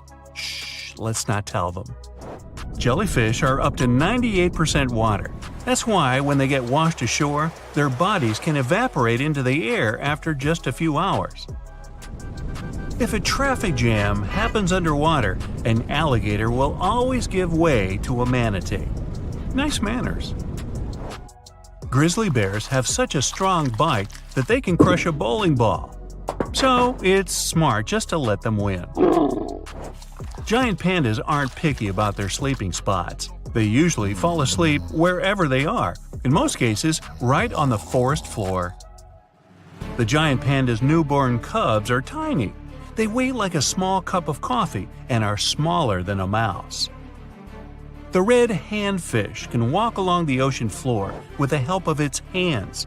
But of course, they are not hands, but evolved fins. Really. Cats don't usually meow at each other. A study has shown the felines use this way of communication mostly to get attention from us humans. And it works. Sloths can't shiver. It's not that they're too busy digesting that 2-week-old meal. Their fur is sometimes covered with algae, and when they get too hot or too cold, their metabolism shuts down. During the hard times, immortal jellyfish transform themselves back into their younger state. Once they reach the stage when they're nothing but a blob of tissue, like me, these creatures start to grow again, and this process can apparently repeat again and again. The closest living relatives of the T-Rex are chickens and ostriches. Don't turn your back. The moray eel has another set of jaws that can extend from his throat. First, the main jaws close around an unlucky sea creature. Then the additional set grabs the eel's future meal with backward-pointing razor-sharp teeth. And after that, the captured animal gets dragged back into the eel's throat. I just lost my appetite. Some species of snails have hairy shells. Thanks to these hairs, snails can better stick to wet surfaces. When humpback whales hunt, they often gather in a group and apply a bubble net tactic to catch their food. The bubbles don't let the schools of fish get away. Snow leopards can't roar like other large felines. It has to do with their less developed vocal cords. But these animals can meow, growl, hiss, and even purr. Not to drift away from their group while napping, sea otters hold hands. They can also entangle themselves in giant seaweed for the same purpose. Hey, it kelps. Lions are often called the king of the prairie. I thought it was the king of the jungle. And still, up to 90% of all the hunting in the pride is done by the females. The males are in charge of protecting the territory and the pride members. And they make the delicious potato salad known as Hakuna Matata. Cats are famous for their uncanny ability to move their ears, all because kitties have 32 muscles in each outer ear. Some shark species can glow in the dark. Unfortunately, only other sharks can see this greenish glimmer. You have up to 8,000 taste buds, but your pooch has just a bit over 1,500. The blue jay can imitate other birds. Its favorite is a hawk's call. The blue jay uses it to scare away other birds from its territory. Slow lories are insanely cute and just as treacherous. They're the only known venomous primates. They have a gland in the crook of their inner arm. It secretes toxins that can cause unpleasant consequences in people. The hartebeest has an amazing evasion tactic. To run away from other animals, they move in a zigzag pattern. Bottlenose dolphins have names for one another. Those are specific whistles. Hey Bob, hey Charlie, hey Dolly, hey boys, and thanks for all the fish. Giraffes have long, and I mean it, black tongues. Scientists suppose this color might protect the tongue from getting sunburned. Well, that's all I got. See ya. If you've ever gotten bored while waiting in a car, like I have, you might have played around with a headrest. Yep, you can pull them off, and they'll come right off relatively easily. It seems useless at first, but that's something you'll want to do if you're ever trapped in a car and need to break a window to get out, like I do. Even a box of aluminum foil has its secret. On the side of the box, you can see a small tab you can push in. So simple, but that's what actually holds the roll of foil in place. This tab makes it way easier to unroll a sheet and tear it off without any frustration. Ever wondered why gripping a certain tool, handle, or even a pen kind of feels more secure when it's coated with a rubbery material? The keratin of the outer layer of the human skin is rough and stiff at a small scale. So let's say you have a polished metal or glass which is stiff but also a smooth and impenetrable surface. When you encounter that, the actual contact area is small, as is the friction at the beginning. Your sweat pores secrete moisture, which is why the keratin gets hydrated and becomes softer. Because of that, it requires many seconds for the contact area to increase to the same value it reaches almost right away with some soft materials like rubber. This mechanism might be used by our tactile senses when we want to identify materials. Now, the pom-poms on beanies and other hats have their purpose, and it's not just to look cute and fluffy. Well, at least they did have a purpose. One of the theories says French sailors used to wear hats with pom-poms so they wouldn't hurt their heads on the ship when the weather got rough. Yup, the ceilings of the ship were really low. When the waves were too big, bang, you could easily hit your head on the ceiling. So the pom-poms came in handy. Now they're just a cute addition to our winter caps. That mysterious drawer under the oven, the one where you keep all your kitchen gear you just don't know where else to put? Well, you used it well in that case, but the drawer was originally designed for keeping your meals warm, at least until you're ready to serve them. And that space under your lower cabinets that protrudes slightly and can't be lifted, this area is also called a toe kick. It's the reason why you can stand closer to the counter while cooking. Also, the doors of the cabinets are off the ground, so they'll swing over your toes. The cabinet under the sink isn't for storage either. Maybe that's where you keep your cleaning products, but its real purpose is to give you access if your sinks leak and you need to do some plumbing work. That weird little hole at the top of a lollipop stick you can see after finishing a candy is not a whistle. It has something to do with the manufacturing process. When pouring hot molten caramel into a mold, some of it will seep into this mysterious hole and harden. This way, the candy will stay on the stick and won't fall off. Keyboard letters aren't just randomly arranged the way they are. The first keyboard ever made belonged to the typewriter. Typists eventually got so good at their job, they started typing too quickly. So the key arms would get cross-wired at some point and stuck. That's why manufacturers had to make the order of keys more random to intentionally slow down typists so they could keep the machine running. Do you like to let those brushes on the side of the escalators in malls polish your shoes? Believe it or not, that's not their main gig. The bristles are there for safety. People used to get their bags and clothes stuck in those escalators when they would stand too close to the sides. These nylon bristles kind of play with people's minds, and they keep their feet away from the escalator skirt panels and avoid accidents. Most people assume bobby pins have curves for fashion, which is why they mostly place it in their hair with the wavy side up. But those little waves are actually there to catch the underlying bulk of hair and grip the pin into place.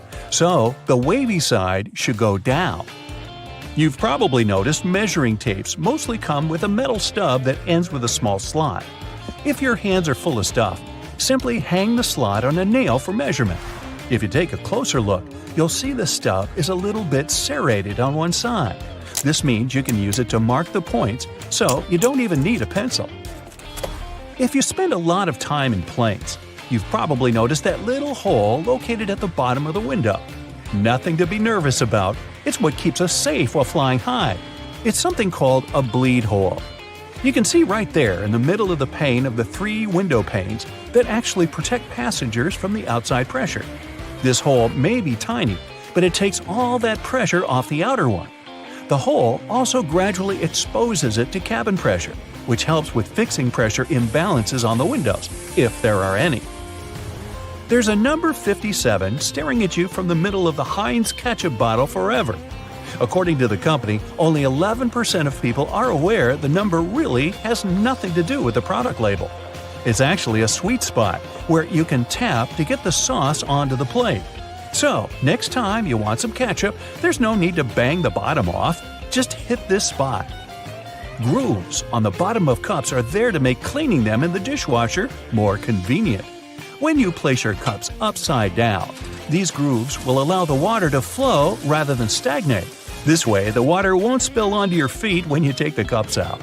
The grooves are there to allow cool air to flow beneath the cup too. They also keep cups from cracking when they heat up after you pour hot beverages in. You probably noticed that little dot next to the camera on an iPhone and probably thought it was a flash. Nope, not a flash, but a microphone in charge of catching sounds when you're using the back camera. Next time you're looking for a quick bite and decide for fries at McDonald's, check that bendable flap near the top of the box. Some like to bend it towards the fries. That way you can cover your fries up and keep them warm. But if you're not that patient, you can flip the flap backward and basically turn it into a makeshift plate for your fries. Just bend it down firmly enough. You don't want it to spring back up and spread the sauce all over you. Take it from me, it's messy. In the 1970s, people didn't want toothpaste just to keep their mouths healthy, but also to freshen their breath. Aquafresh decided to answer that call, so they added a blue stripe to their product. Since consumers started paying more attention to their teeth and gums, the company added a third red stripe to their paste. The paste now has 3 functions: freshening, cleaning, and plaque control. And yes, solid white toothpaste can offer the same benefits, but brands continue to add stripes to their paste anyway. Speaking of toothpaste, do you know those colors on the bottom of tubes? The colors don't mean anything in particular. They're there to help in the manufacturing by telling light sensors where the end of the tube is. Thanks to it, the machine can cut and seal the tube properly. Hand sanitizers are commonplace nowadays, and you can apply them in many other ways besides just cleaning your hands. It also works great when you want to remove stains from your clothes. Sanitizer breaks up oily, greasy spillages and does a great job as a degreaser. You can even use it as a deodorant if you get caught out on a hot day. The bottom of the bottle mostly has a small odd-shaped notch. It's called a deco lug, and without it, your bottle wouldn't look the way it does now. Such bottles are mass-produced in factories using machinery, and each of them looks the same. Since plastic bottles mostly needed artwork on them, manufacturers wanted to make sure the artwork always gets printed in the same position for each bottle. So they invented the deco lug, short for decorating lug. It actually holds each bottle at the same orientation in the machine that applies the artwork. Without it, workers would have to watch the whole process and adjust the bottles by hand. Bet you've never heard of corrugation. It's a system that may lie hidden in your pantry right now. Ever notice those bumps on food cans? That's exactly what they're called. And they're not just for aesthetics. First off, they make the can extra strong. That's because they can help it from cracking during the manufacturing process. Plus, these corrugations come in handy during delivery, acting like a shield to make sure there's no spillage. They're also useful in the long run because they help keep the cans in their original shape.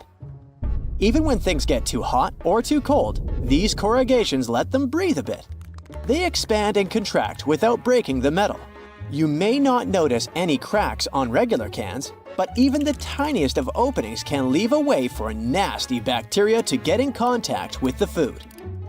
Not to mention, they create this little air gap, so when you pop the can open, everything slides out smoothly, without you having to put in that much effort. You know what also doesn't require much effort? Hitting that subscribe button and liking this video. You know there's a plant out there that's so eager to reach the sun, you can hear it grow? Rhubarb, just before it's picked from the fields, soaks up all the sun rays it can get to make glucose. After this sunbathing session, it gets transported to dark sheds. Inside, it keeps on growing and uses the stored glucose as fuel.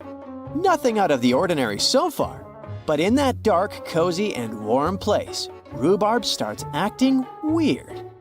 That environment pushes the plant to stretch itself out in hopes it will find sun rays again.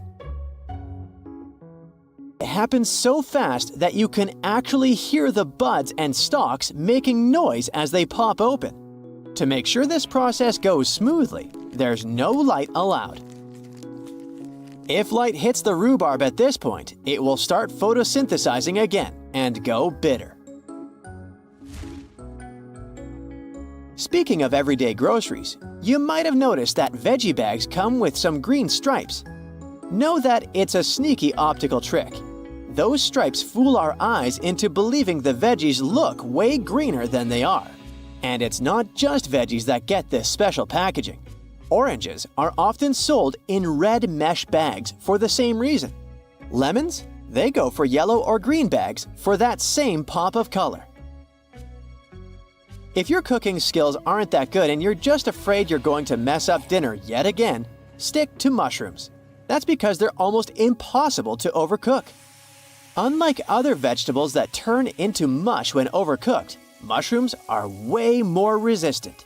They've got this interesting substance called chitin, a molecular structure that works like an armor. So you can cook them forever. They won't burn. Donuts don't have holes in them because it's easier for you to pick them up. If you've ever tried to make them at home, you might have noticed that when you fry the dough, the outside gets done quickly, thanks to the hot oil. If you want the inside to look just as good, you have to keep it in the oil way longer, but then the outside would get too brown. Thanks to that middle hole, the heat gets to both sides equally, cooking up a flawless donut. Here's how that small piece of paper makes it into your fortune cookie. First, they bake these cookies flat, like pancakes. Then, while they're still warm and bendy, they sneak in those tiny messages. As the cookies cool down, they toughen up and keep their shape, trapping the fortune inside like a tasty time capsule. One legend has it that these Asian treats were initially intended to help people send all sorts of secret messages without causing any suspicion. Here's a little tip for whenever you're buying lunch at a fast food place. Skip the word extra when you're ordering. The moment you speak that term, you're tempting the employees to charge more. Instead, go for something like, "A little more, please," when you're getting a special burrito bowl. According to a UK study, cheese is the most stolen of foods worldwide. It's estimated that around 4% of all cheese just vanishes from stores. And no, it's not mice doing the stealing, it's people. Why? Because cheese is becoming more and more valuable. The price of cheese is constantly going up, and sneaky thieves are trying to make easy money by simply taking it from the racks. It's not just cheese, though. Other interesting items on the thieving list include fresh meat, chocolate, and seafood. Ferrero, the company behind those luscious jars of Nutella, needs about 25% of the world's hazelnuts every year. So if you think about it, 1 in 4 hazelnuts ends up in a chocolatey jar. The manufacturers get the nuts from Turkey, Italy, and Chile, making sure they get them delivered from both the northern and southern hemispheres to keep things fresh. Nutella's impact on the economy is even bigger than you'd imagine. Because of this demand, the price of hazelnuts went through the roof. In 2014, a frost hit Turkey's hazelnuts, supply got halved, and prices were even higher. Now, even places like New Jersey are trying to grow those Nutella-worthy nuts. When you imagine someone trying to sneak something into space, your first thought wouldn't be a sandwich. But back in 1965, during a Gemini mission, astronaut John Young brought a corned beef sandwich on board, going against NASA rules. He hid it in his spacesuit pocket before blastoff. About 2 hours into the 5-hour trip, he went to the mission commander and offered him this unlawful treat. The commander, being a good sport, took it, and they shared a quick, savory moment. He even put the unfinished sandwich in his own spacesuit pocket to avoid crumbs making a mess of the spacecraft. Meanwhile, the official NASA-approved food was waiting patiently in a box nearby. Surely, radishes aren't your first pick when it comes to salad ingredients, but they have quite an interesting history too. These mustard, broccoli, cabbage, and cauliflower cousins have been grown and eaten for longer than you'd imagine, even before the Romans were famous in ancient Egyptian times. In fact, radishes were used as currency for the people who built the pyramids, alongside onions and garlic. You'd think the English are champions when it comes to drinking tea, but you'd be wrong. Turkey is in fact the tea capital of the world. Every Turk drinks an average of 1,300 cups of tea each year. On a regular day, they're sipping on 3 to 5 cups, but when winter hits, they can reach 10 cups a day. Locals claim tea is like a social custom for them. It's more than just a hot beverage. It's an excuse to sit down, enjoy the atmosphere, and connect with loved ones. When it comes to types, black tea is preferred. There might be a magical drink hidden in your fridge. It's tonic water. and it might be able to glow in the dark. If you're curious, test it out with some ultraviolet light. The secret behind this glow is pretty simple. Tonic water has quinine, a chemical that lights up under certain conditions. Quinine was used back in the day to treat certain health problems. The stuff was so bitter that some people started mixing it with sugar and soda water. In simple terms, things glow because they absorb light energy, gets all excited, and then releases it as visible light. Quinine in tonic water absorbs and releases energy, making your drink look like it's from a fairy tale. There's an interesting connection between what we hear and what we taste. Scientists investigated and found that people worldwide link certain sounds with specific flavors, and they call it cross-modal correspondence. High-pitched sounds match up with sweet and sour tastes, while the lower, jarring sounds go hand in hand with bitterness. If it's staccato, think crunchy, and if it's smooth and flowing, think creamy. Some even found music that can enhance the taste of chocolate. In this study, when people listened to a high-pitched, sweet soundtrack while eating chocolate, they thought it was sweeter than when they'd heard a lower, more dissonant soundtrack.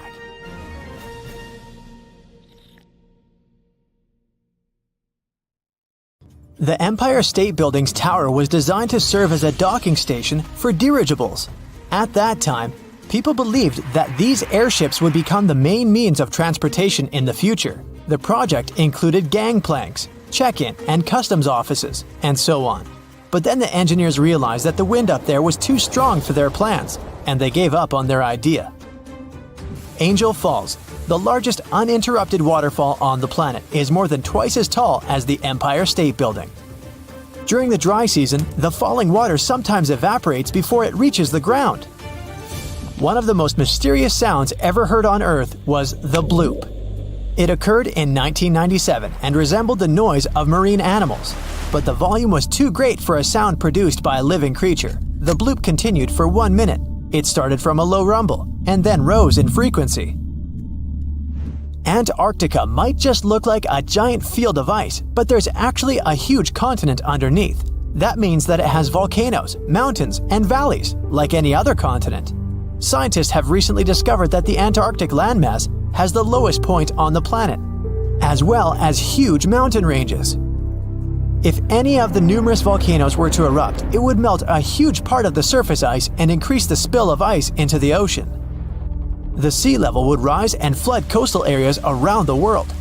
The ocean waters would also be disrupted, putting marine life at risk, though all of these volcanoes are dormant at the moment.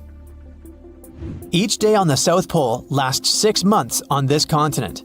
The South Pole only has a single sunset and sunrise across an entire year. Early Earth might have been purple, not green. There's a theory that ancient microbes used molecules rather than chlorophyll to absorb sunlight. These molecules likely gave living organisms a violet tint. During the Stone Age, the entire population of Central Europe was around 1,500 people, which means they would all fit on a mid-sized cruise liner these days. Astronomers have figured out that the Milky Way weighs around 1.5 trillion solar masses, and one solar mass is the mass of our Sun. A tiny part of this weight is a supermassive black hole at the center of the galaxy, and 200 billion stars.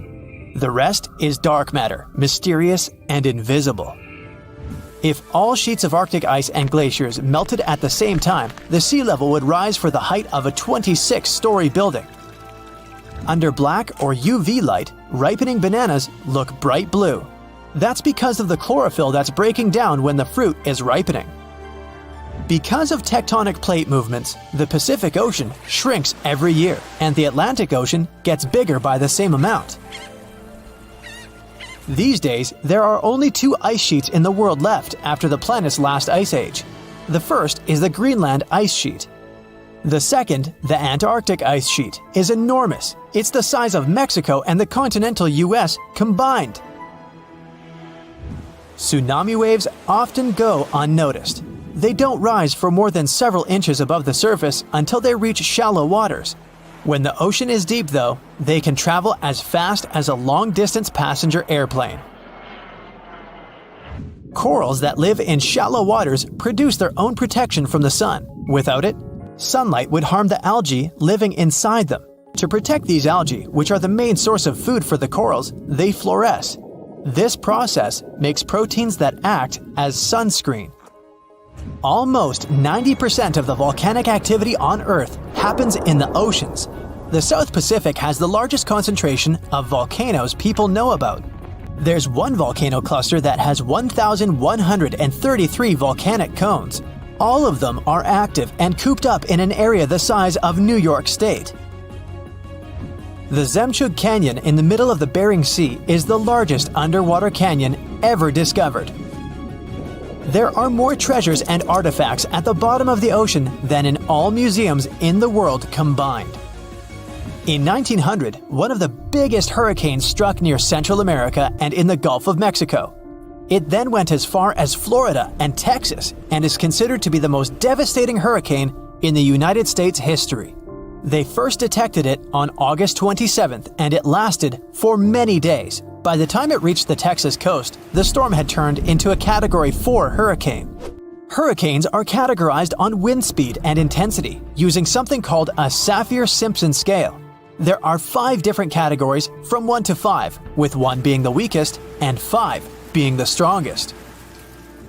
The people of Galveston had less than 4 days to prepare for the arriving storm that even stretched out to Oklahoma and Kansas. The Great Hurricane then made its way to the Great Plains and turned towards the Great Lakes, New England, and reached southeastern Canada.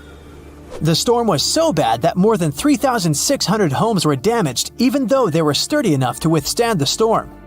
Given the population numbers back then, it was equivalent to hundreds of thousands of houses destroyed, if not millions. Spotted Lake, Canada. They call it the most magical spot in Canada. In winter and spring, this is just a regular lake that looks like any other, but try going there in the summer when the water starts to evaporate. It'll feel as if you've entered a different world, a polka-dotted landscape with blue, green, and yellow spots. Over the summer, there are over 300 pools there, and they all look magical. Over the centuries, people believed each of them had different healing properties. Oh, and the explanation for the vibrant colors is pure science. Each of them has a high concentration of different minerals. We live inside the sun. Its atmosphere stretches far beyond its visible surface, and even though Earth is 93 million miles away from the star, it's still within reach of the sun's atmosphere. Auroras happen when charged particles from the sun get caught by Earth's magnetic field and crash into the upper atmosphere near the poles. Our planet is gradually slowing down the speed of its rotation. It happens at an unhurried pace of 17 milliseconds per 100 years. Because of this, our days are becoming longer, and still, only after 140 million years, a day on Earth will last 25 hours. Earth's southernmost continent, Antarctica, is only the 5th largest one, but it contains almost 70% of the planet's fresh water and 90% of the world's ice. Antarctica is also considered to be a desert. Lots of rocks on Earth have a Martian origin. Scientists analyze the chemical content of some meteorites found in the Sahara Desert, Antarctica, and other places. It turned out that these rocks had arrived from the Red Planet. The largest sandcastle in the world is located in Denmark. 30 sand sculptors who created it used more than 5,000 tons of sand. To make it more durable, they added 10% of clay, together with a layer of glue. They built it to stand tall against long and stormy winters.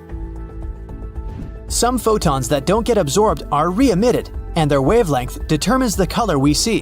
When you expose a material to sunlight or photons of higher energy, it can damage its chromophores, which is why they won't be able to emit photons at certain wavelengths. Red materials fade in sunlight the most. Their chromophores emit red light in a way they mop up photons of the rest of the wavelengths. From 60 to 100 tons of space dust drift down to our planet's surface every day. These tiny cosmic particles are mostly released by comets, which are usually made of dust and ice. When the sun turns this ice into vapor, the remaining dust travels down to Earth. Okay, now don't get freaked out, but our brains can store only 7 bits in its short-term memory. My brain, even less. Now, don't even try to compare your brain with a phone capacity, not even the one you had back in 2005. A mere byte is 8 bits. That's why you can't even learn a phone number by heart. Our short-term memory functions just like a chalkboard. You can get some info, but sooner or later you run out of space. To check your working memory capacity, try this test. Ask a friend to write a list of 10 words and read it to you. Most people recall 7 or fewer items from the list. Cats can't taste sugar, as they don't need to because of their meat-based diet. They are some of the few animals on the planet that can't taste sweet things. Speaking of which, you might not believe it, but in this picture, you can see an entire million different colors, which, when seen in full size, it has 1 million pixels, and each of them is a different color. Although you probably wouldn't be able to name each of them, your eye surely recognizes the differences when seen up close. Nah, go ahead and name each of them. I'll wait. And time's up. Cockroaches are tough. They can survive harsh conditions and have been around ever since dinosaurs ruled our planet. But the termite queen beats all that with a lifespan of 50 years. That's the longest any insect can live. Regular termites live only 1 to 2 years. Some of the strongest muscles in your body aren't in your arms and legs. They're in your head. Masseter is the main muscle responsible for chewing, and it needs to be the strongest for you to eat normally. And you know those muscles that allow you to move your ears? Those are temporalis, located above your temples. They also help you chew your food. Moving away from humans, fleas can jump up to 130 times their body height. To put that in perspective, it's around the same as an average human being jumping over the Empire State Building. Dogs are capable of dreaming, and if you have a dog, it's likely dreaming of you. Research suggests that dogs, like humans, draw on their everyday experiences when they dream. There are watermelons the size of a grape.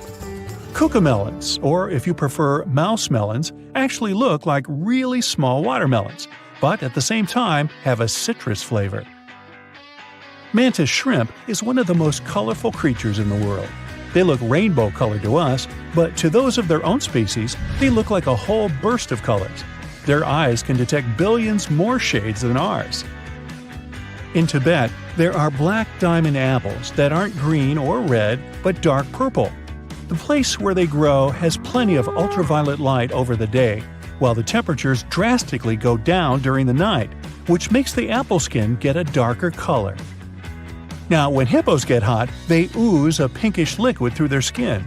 It soon covers their bodies and protects them from sunburns. Yep, hippos come with their own sunscreen. Chickens are the closest living descendants of the T-Rex. Really? Scientists compared the 68 million-year-old T-Rex DNA with that of 21 modern species and found chickens to be the closest match. Sloths are able to hold their breath longer than dolphins. They slow their heart rates, and they can stay that way for almost 40 minutes. Dolphins have to come to the surface to catch some air every 10 minutes. The starfish doesn't have either brain or heart, and neither does it have lungs. Yet it has hundreds of tiny feet, allowing it to walk, and it also pumps water through them through the star's body. The water acts like blood for the creature. Honeybees have 2 stomachs.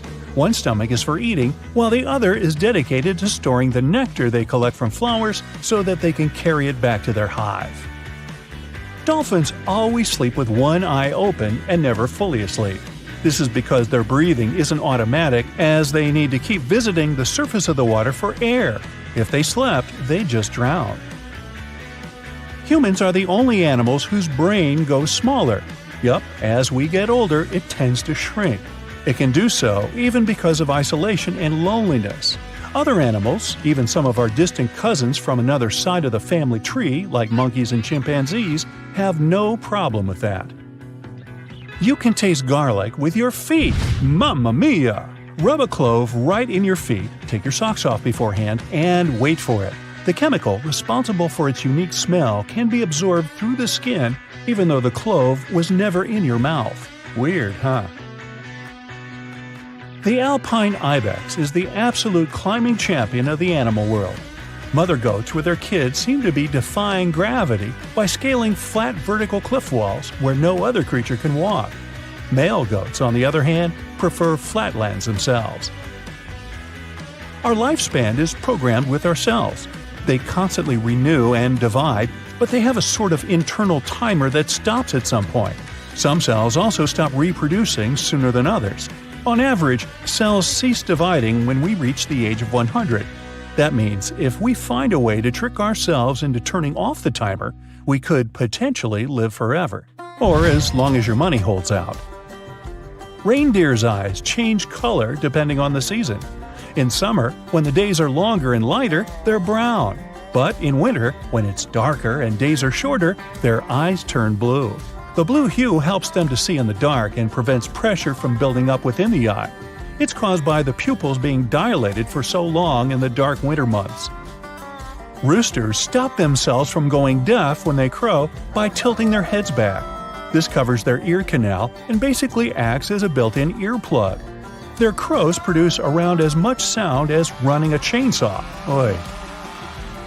The Earth's surface is not evenly shaped, which means mass is uneven too. That way, gravity is not the same in all spots on Earth. There's a mysterious anomaly in the Hudson Bay of Canada. The gravity there is lower than in other regions surrounding this area, and scientists believe it's because of melted glaciers. During the last ice age, that region was covered in ice, which is now long gone and melted. But the planet hasn't completely recovered from the icy burden. Gravity over any area is proportional to its mass. The glacier left an imprint that pushed aside a part of the planet's mass, which is one of the reasons why the gravity is weaker in that area. The strongest earthquake we've ever had was in Chile, a magnitude 9.5. If an earthquake ever reached magnitude 12, it could split our planet in half. So let's not do that, please. When sharks need their morning joe, they go to a cafe too. Back in 2002, researchers found an area in the Pacific Ocean called the White Shark Cafe, where great white sharks come during the winter. They simply hang out, tell jokes, and laugh at stories about how many humans they've scared, and then go back to the coast to scare us a little bit more when the weather gets warmer. Octopuses have 3 hearts, 2 of which pump blood to the gills, and the third one rolls it to the other organs. Their blood is blue, by the way, and they also have as many as 9 brains. 1 is central, and 8 are, you guessed it, controlling their 8 limbs. Perhaps this is where the expression thinking on your feet comes from. Orcas are some of the most intelligent creatures on the planet. They hear each other's calls over dozens of miles and have unique calls for every single one of their pod. These calls are similar to human names in function. Well, that's all I have for now. Bye. So, Alexander the Great, one of the most famous figures in ancient history, was apparently a big fan of one summer treat beloved by many to this day. Marco Polo, the Italian explorer and writer, is said to have brought back from Asia a recipe resembling sorbet, a frozen dessert made by mixing sugar-sweetened water with different types of flavoring. This dessert, which was later named cream ice, was a frequent treat at the court of Charles I of England in the 17th century. In France, it was Catherine de' Medici who introduced the beloved frozen dessert soon after she married Henry II. The frozen treat became available for the general public somewhere in the 1660s, when a Sicilian man blended milk, cream, butter, and eggs at Café Procope, the first known cafe in Paris. Thomas Jefferson himself had a preferred recipe for ice cream, which took a staggering 18 steps to complete. Ice cream has become so important in popular culture that it even has its own laws and regulations to accompany it, to make sure ice cream is always produced with its certain levels of quality. Not every frozen dessert you see out there is, in fact, ice cream. To be commercialized under this name, the Icy Delight needs to contain a minimum of 10% dairy milk fat and mustn't weigh less than 4.5 pounds per gallon. Genuine ice cream doesn't actually need to be too fluffy. In technical terms, that means it must have no more than 100% overrun. So, to get to that specific texture we've all come to know and love, the ice cream base needs to be sufficiently whipped, but only to a certain percentage. Specifically, for every gallon of ice cream base, the end products must not exceed 2 gallons after whipping. Your favorite summer dessert can yet again be broken down into many other subcategories, like reduced fat ice cream, low-fat ice cream, or non-fat ice cream, based on, what do you think, fat percentage. To have a solid idea of what you're ordering each time, it's best to look at the nutritional information of each product. One interesting type of frozen dessert is gelato. Although it literally translates to ice cream in Italian, there are differences between the two again, based on regulations on milk fat content. Gelato normally has less milk fat than ice cream officially should have, but since it has a low overrun, about 20 to 30%, the end result is still dense and rich in texture. The Italians also mention that gelato shouldn't have less than 3.5% of fat. If this doesn't seem complicated enough, the French also bring their own twist to the dessert. French ice cream, also known as frozen custard, apart from the standard ingredients, also needs to have eggs added to the mixture, with no less than 1.4% egg yolk. You've probably mislabeled many other food items, like say raspberries, as they're actually a member of the rose family, along with cherries, apricots, plums, pears, apples, peaches, or blackberries. They are added to this category based on their flowers. They bloom in 5 equal petals arranged around a central core. Bananas are considered berries, while strawberries aren't since they belong to the same rose family. We also share about 50% of our DNA with bananas, which explains why both bananas and certain attractive people can both have appeal. Another common misconception: white chocolate isn't actually chocolate, since it doesn't contain any chocolate solids. It's made only from a mixture of sugar, milk products, vanilla, lecithin, and cocoa butter. Parents all over the world don't try to convince their kids to eat broccoli for no reason. On a calorie-by-calorie basis, it turns out that broccoli has nearly as much protein in it as a steak. Now, I'm not convinced parents actually know that, but given the low fat content, broccoli has many other health benefits as opposed to meat. We now see it as the mandatory companion for fries, but at some point in time, ketchup was actually considered to have healing properties. In the 1880s, a doctor based in Ohio indicated that tomatoes could help treat digestive issues, publishing a ketchup-like formula that was later transformed into a pill. Hey, you want to have a pill with those fries? Speaking of French fries, it turns out one of the most popular side dishes in the world isn't actually French. Potatoes served this way actually originated in Belgium, but they're called that because of how they're cut, and maybe also because the name Brussels sprouts was already taken. I'm almost certain there's a jar of peanut butter somewhere in your cupboard, but I'll bet you didn't know how valuable it actually was, and I'm not talking about peanut butter and jelly sandwiches. Studies have shown that Americans go through enough peanut butter to coat the floor of the Grand Canyon each year. Just to be a bit more precise here, that's about 500 million pounds. Hey, if somebody did that on YouTube, I'd watch. The pink coloring of salmon isn't always like that by default. Wild salmon is pink due to a large amount of shrimp they consume natively. Farm-raised salmon, however, is generally white, so producers need to add plant-based pigments to get that light pink hue. Carrots weren't originally orange either.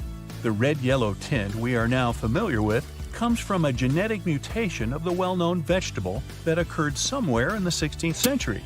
Carrots were initially white or purple. Just like you add ketchup to the side of fries, you're most likely having a dab of wasabi with every plate of sushi. Well, it's most certainly dyed horseradish. The Japanese alternative to horseradish is quite expensive. That's why 99% of restaurants in the US actually use regular horseradish instead. You may see them packed together in the supermarket, but red, green, and yellow peppers aren't actually the same vegetable. You'd need different types of seeds to be able to grow them individually, as they're each their own type of plant species. Did you know 1 in 4 hazelnuts ends up in a Nutella jar? The creamy spread is so popular that scientists are looking into ways to grow hazelnuts in labs to counteract the global shortage. That's something to think about when you ask for an extra topping. Sure, there's an expiration date on each bottle of water, but the water itself doesn't actually expire. The date mentioned there is, in fact, for the bottle itself, since the plastic can eventually leak harmful substances into the water. Ever wondered why airplane food sometimes tastes bland? The chef may not always be to blame. The altitude you're flying at has some effects on your body chemistry, making you taste things differently. You've added it to a salad at least once, but you may be surprised to know that cilantro and coriander are not in fact the same thing. Coriander is what the dried seeds are called, while the leaves and the stems go by cilantro. So now you know. For all the fruit lovers out there, scientists came up with a fruit salad tree. Yep, that's right, a tree that can grow different types of fruit at the same time. They were developed in Australia and can support up to 6 different types of fruit. There's a stone fruit variation that features peaches, plums, nectarines, apricots, and peachcots, and a citrus variation for those who prefer lemons, limes, mandarins, oranges, or even tangelos, pomelos, and grapefruits. You most likely avoid it because it can give you bad breath, but garlic is considered one of the most nutrient-dense foods out there. A single clove of garlic can contain 2% of your vitamin B6 for the whole day. Studies have shown that the chemical that gives garlic its distinctive flavor, called allicin, is good for your health. The only type of food that never spoils when stored properly is honey, or at least the only one we've discovered so far. That's because it contains a high amount of sugar and has a low moisture content. An enzyme created by bees also helps do the trick, as it can suppress any bacterial growth. Of course, if you store your honey the wrong way and expose it to additional moisture, it can go bad. But honey that is sealed and stored correctly technically has no expiration date. Now, if you're just starting out with your cooking skills, you'll be pleased to know mushrooms can't be overcooked. That's because they contain a polymer called chitin. This chemical allows them to remain tender even if you cook them from a few minutes to up to an hour. Hey, just add some butter and garlic. Nobody will ever know. The national Jamaican fruit, ackee, has a truly unique taste. It's mild and buttery, and people who tried it say it tastes just like scrambled eggs. It's safe to eat ackee only as long as it's fully ripe, so the import of raw ackees was banned in the US almost 50 years ago. The only edible part is the white creamy flesh itself. The pink flesh looks mouthwatering, but don't fall for it, it's highly toxic. Same with the black seeds. Soursop is one more fruit banned from the US because of its toxins. It's also referred to as guanabana and can release toxic substances, leading to some very unpleasant effects if not ripe. Soursop fans, don't be sad. Chances are you might find some frozen pulp in supermarkets. Another thing that should be 100% ripe to be safe is elderberry. Raw elderberry is rich in vitamin C, which is good for you, and cyanide, which is not that good. These berries are quite popular though. You can find them in pies, syrups, teas, jams, you name it. Fully ripe and cooked berries aren't dangerous. And nope, it's not banned. Cyanide doesn't seem that serious when it comes to food with tetrodotoxin, which is 1,200 times stronger. Pufferfish is a Japanese delicacy, and it's loaded with the substance. No person can eat this fish without consequences, but Japanese chefs have mastered their skills to perfection. To make it edible, they simply remove the poisonous parts. This delicacy is called fugu and costs about $200 per portion. You could buy a whole bunch of totally safe salmon instead. It's almost completely banned in the US. There are only a few authorized places that sell it, but you probably don't feel like having such a gastronomic adventure either way. Casu marzu literally means rotten cheese. Sorry, you can't try a bite of it in the US, so in case you can't resist the temptation, just head to the island of Sardinia, Italy. In fact, it's just sheep milk cheese with a pinch of, let's say, magic. Special flies leave their eggs right inside that cheese, and they stay there for 40 days. At the moment it's ready for consumption, this cheesy delicacy has some live maggots taking care of decomposing it. Thanks to them, the cheese has that distinctive texture and spicy flavor. It's banned in the US for sanitary reasons. Unlike soft and creamy casu marzu, the Himalayan cheese chirpy is famous for being the world's hardest. Just like any regular product of this type, it's made from milk. What makes it different is that it stays fresh. for up to 20 years. The milk is quite special too. The cows, which are actually a cross between cows and yaks, eat a variety of mountain herbs. This milk has a unique flavor thanks to those herbs. But be careful with your teeth nibbling on that hard as stone cheese. In Singapore, you'll never have cavities because of chewing gum. And nope, it's not because they take care of your teeth. The thing is, it's completely illegal there. This place is known for its cleanliness, and the country spent a fortune cleaning all the spots and banning chewing gum. It was prohibited back in 1992, and vendors had to stop the sales immediately to avoid super high fines. Walking down the supermarket aisles while traveling to different destinations, you may spot that there's no raw milk in stock. It's prohibited in many US states and other countries, including Canada, Norway, Finland, Sweden, Denmark, and Scotland, for sanitary reasons. While raw milk is a no-go for Scotland, haggis is completely fine there. Still, it's banned in the US. If you live in the States and you're under 45, chances are you've never tried haggis, since it was prohibited almost half a century ago. This Scottish pudding is made of a full range of sheep's inner parts, mixed with some oatmeal and spiced up with a bunch of minced onions. Oh, and don't forget suet and some broth. The texture is crumbly and coarse, and no surprise, the dish is quite spicy. It's usually served with mashed potatoes or mashed turnip. Cassava is a poisonous tropical root with two types. The sweet variation does contain some cyanide, but it's enough to cook it to reduce the toxic content to a non-toxic level. To get rid of all the toxins in bitter cassava, it's necessary to grate the root, then soak it, and finally cook properly to make it edible. This root is very starchy, and its flavor is really subtle. Cassava can be used just like potatoes, mashed, boiled, or fried. What you think? How about some haggis with mashed cassava instead of potatoes on the side? By the way, harmless potatoes aren't that safe either. It all depends on whether it's ripe or not. So-called green potatoes are full of toxins, and potato sprouts are also quite unsafe. Same with green almonds and cashews, which are full of cyanide if not ripe enough. Luckily, the nuts we get at the supermarket are well processed, which means they're completely safe. Yellow plums, or Mirabelle plums, are banned in all the 50 states of America. These fruits are completely fine, and nothing bad happens if you eat them.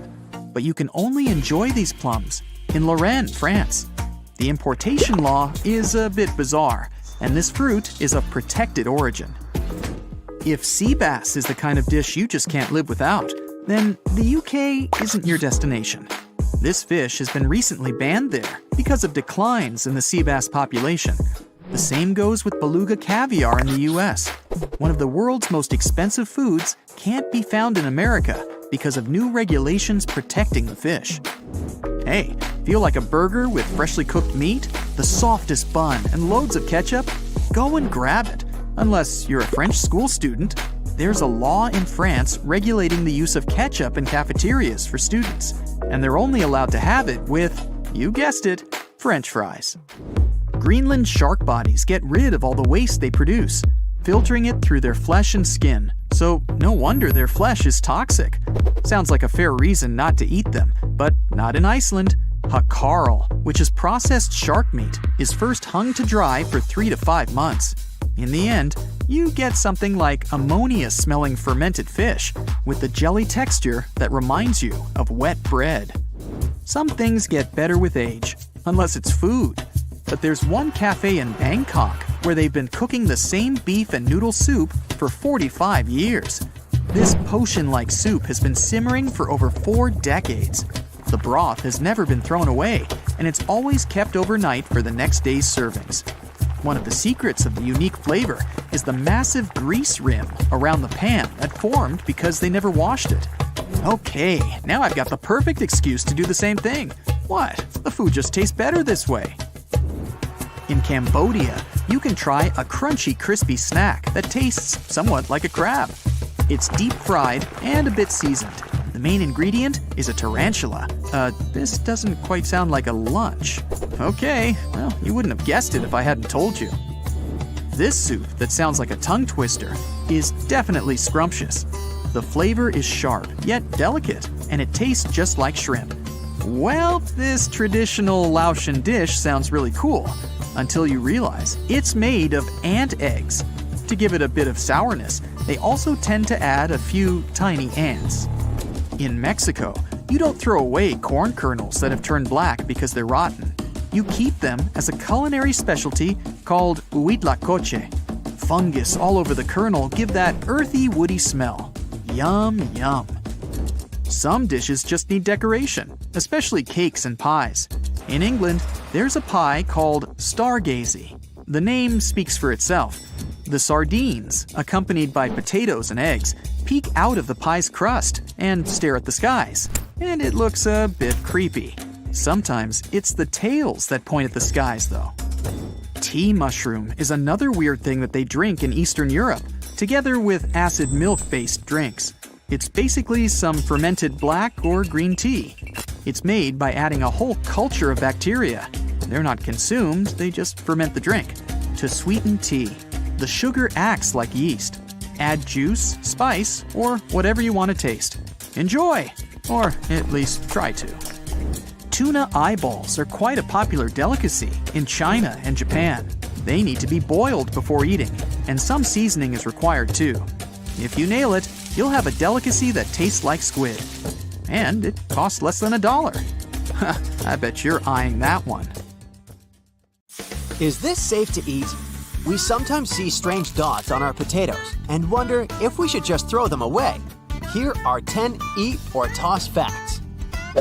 Did you know that every year 119 billion pounds of food is wasted only in the United States? To put it in perspective, this number means nearly 40% of all food in America is wasted. People throw away food if they don't have confidence in the ingredients. They're being cautious, and it makes sense. But what if the food is safe to eat and only looks weird? The first item on the list is beef. When it comes to meat, people naturally get extra cautious. Imagine you buy some raw beef in the store. Later on, you realize it's got some brown spots. If you toss it immediately, hear me out. This is normal. In fact, you can see brown layers also inside the beef. Bright red color equals fresh meat, huh? Not necessarily. When the meat is first cut, it's maroon. If the meat is quickly vacuum packaged, it will keep that shade. But if the meat is exposed to air for like 15 minutes, then oxygen will cause a change in the look to red. The redness can turn brown when the biochemical reaction starts. This can take a few hours. Workers at the grocery stores grind the meat several times a day to achieve that bright red color because they know consumers are cautious about maroon-looking beef. If the beef is wrapped in an oxygen-permeable plastic, it turns bright red after exposure to oxygen. As long as the meat smells and feels fresh, and if it's been stored properly, it should be safe to eat. Have you ever come across dark lines under a shrimp shell? This one has a similar story to beef. Black lines on your shrimp's flesh are related to a natural phenomenon. They gradually occur after shrimps are taken from the water. Meat is exposed to oxygen, and the blackness gets more visible over time. Here also, the pattern of the animal itself can be a factor. These black lines can be a naturally occurring discoloration on the shrimp. Think of cats. They also have different color patterns, but they're the same in terms of species. Next time, you can conduct a mini experiment in your kitchen. Put a couple of shrimp side by side and observe the mild differences in the shrimp's color patterns. Shrimp will have a distinct bad odor when it's no longer edible, so if it smells and tastes fresh, don't toss it. Should you eat moldy yogurt? That green substance on the surface doesn't look appealing at all. But if you scoop it out, you seem to have clean yogurt underneath. The short answer is toss it. The mold could be seen on the top only, but it has probably gone deep. Not to mention that it'll taste bad. Many molds are harmless, but some produce toxic substances. Green mold is a type of penicillium. Does this word sound familiar?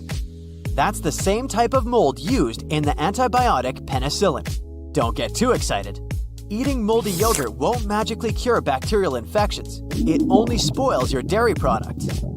In 2013, there was an outbreak related to one line of yogurts. The company handed the products to stores as usual. After some time, they received customer complaints. They said that the yogurt looked like yogurt soup and tasted really old.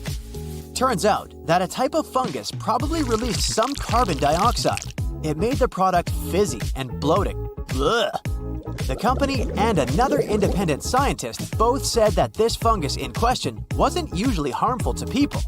Yet, more than 200 people reported becoming affected by it. So, these sorts of things can still happen. You should trust your spidey sense. If you've ever been lucky enough to see some mold in a freshly opened package, reach out to the manufacturer. You'll potentially save others from facing the same scenery by notifying the company about a systemic issue and preventing potential future product waste. Plus, the company probably wants to make amends and either reimburse your sad yogurt with a happy one, or better, they'll give you coupons for free products. Why do avocados sometimes have brown dots inside? Technically, it's edible, but you might not want to eat it. Avocados are a source of many vitamins like C, E, K, and B6, as well as healthy stuff like magnesium, potassium, and more. The avocado works hard to become such a health storage. Nutrients, water, and sugars wander around this fruit. Yes, technically, avocado is classified as a fruit. Anyway, avocados have their own transport channels, like veins. These channels are normally invisible to us. Until something goes out of the ordinary, the avocado may be stored in too cold temperatures for a longer time than it should. As a result, the tissue cells might be weakened and start to deteriorate. Experts say that after the fruit is harvested, if it stays in the refrigerator for a few weeks before you buy it, vascular browning can occur. This phenomenon becomes visible after you keep the avocado at room temperature for a few days. Don't be hard on yourself, it's not because of you. So, should you eat it or toss it? You can eat the brown dotted avocados, but you may want to taste them first. They might not taste good compared to a regular one. What about the white area under the potato peel? Eat or toss? This area is also like dark bruise marks, but it's not black. If the outer layer of the potato looks normal, that odd-looking white knot is not mold. The moldy potatoes deteriorate. They'll get softer, wrinkled, or squishy. As long as the exterior of this potato appears clean and regular, there's probably no harmful microbial growth inside of it. These strikingly white areas can be shaped due to potatoes being bruised, possibly in the field during the harvesting period. To sum up, you can eat it. There's also an issue of white smears coming out when we slice potatoes. You see the marks on the cutting board? Experts say that some potatoes have a higher level of water and starch content. As a result, your cutting board gets a bit messier than usual. No need to worry about it. I'm gonna carry on with another form of potato. Not because I love every version of potato and I can eat it in all meals from breakfast to dinner, but because I want to know, what are those brown spots on potato chips? Should we eat or toss them? Consider these as minor imperfections. They don't affect the safety of the chip. They're there again because of the bruises they get or as a result of frying. Sometimes you see that your garlic is trying to make more garlic out of itself. Yep, it has sprouted. The question is it okay to eat sprouted cloves, or should you toss them? If the green sprout is in the center of the garlic clove, that's fine. Be aware that the taste of the garlic will be stronger than it usually is. It will still be perfectly okay in a cooked meal, since it'll be alongside other ingredients. The taste shouldn't be that harsh. Can we eat an apple with worms? Most people can't even stand the idea of accidentally eating an apple with a worm, but that's a cultural thing. So the answer is yes, we can eat it. After all, worms add a little protein to the fruit. These animals don't carry any harmful parasites. They make their way into the apple. The entrance point of the fruit might have an off flavor since it got sort of rotten in time. Besides the taste, the rotten part is all safe to bite. What might not be so safe is eating the fallen apples though. Those have probably been hanging out on the ground for quite some time. This period might be enough for the harmful bacteria from the soil to sneak into the apple. There were some cases where people experienced health issues by drinking unpasteurized apple juice made from dropped apples. Yeah, the ones that interact with unhealthy bacteria.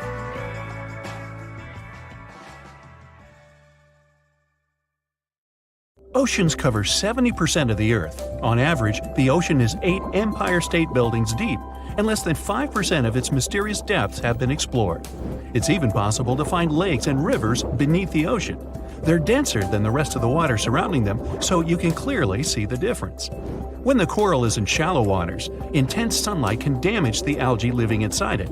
To protect the algae, the coral produces some proteins that act as some kind of sunscreen for it, so they really don't need to spend money on it.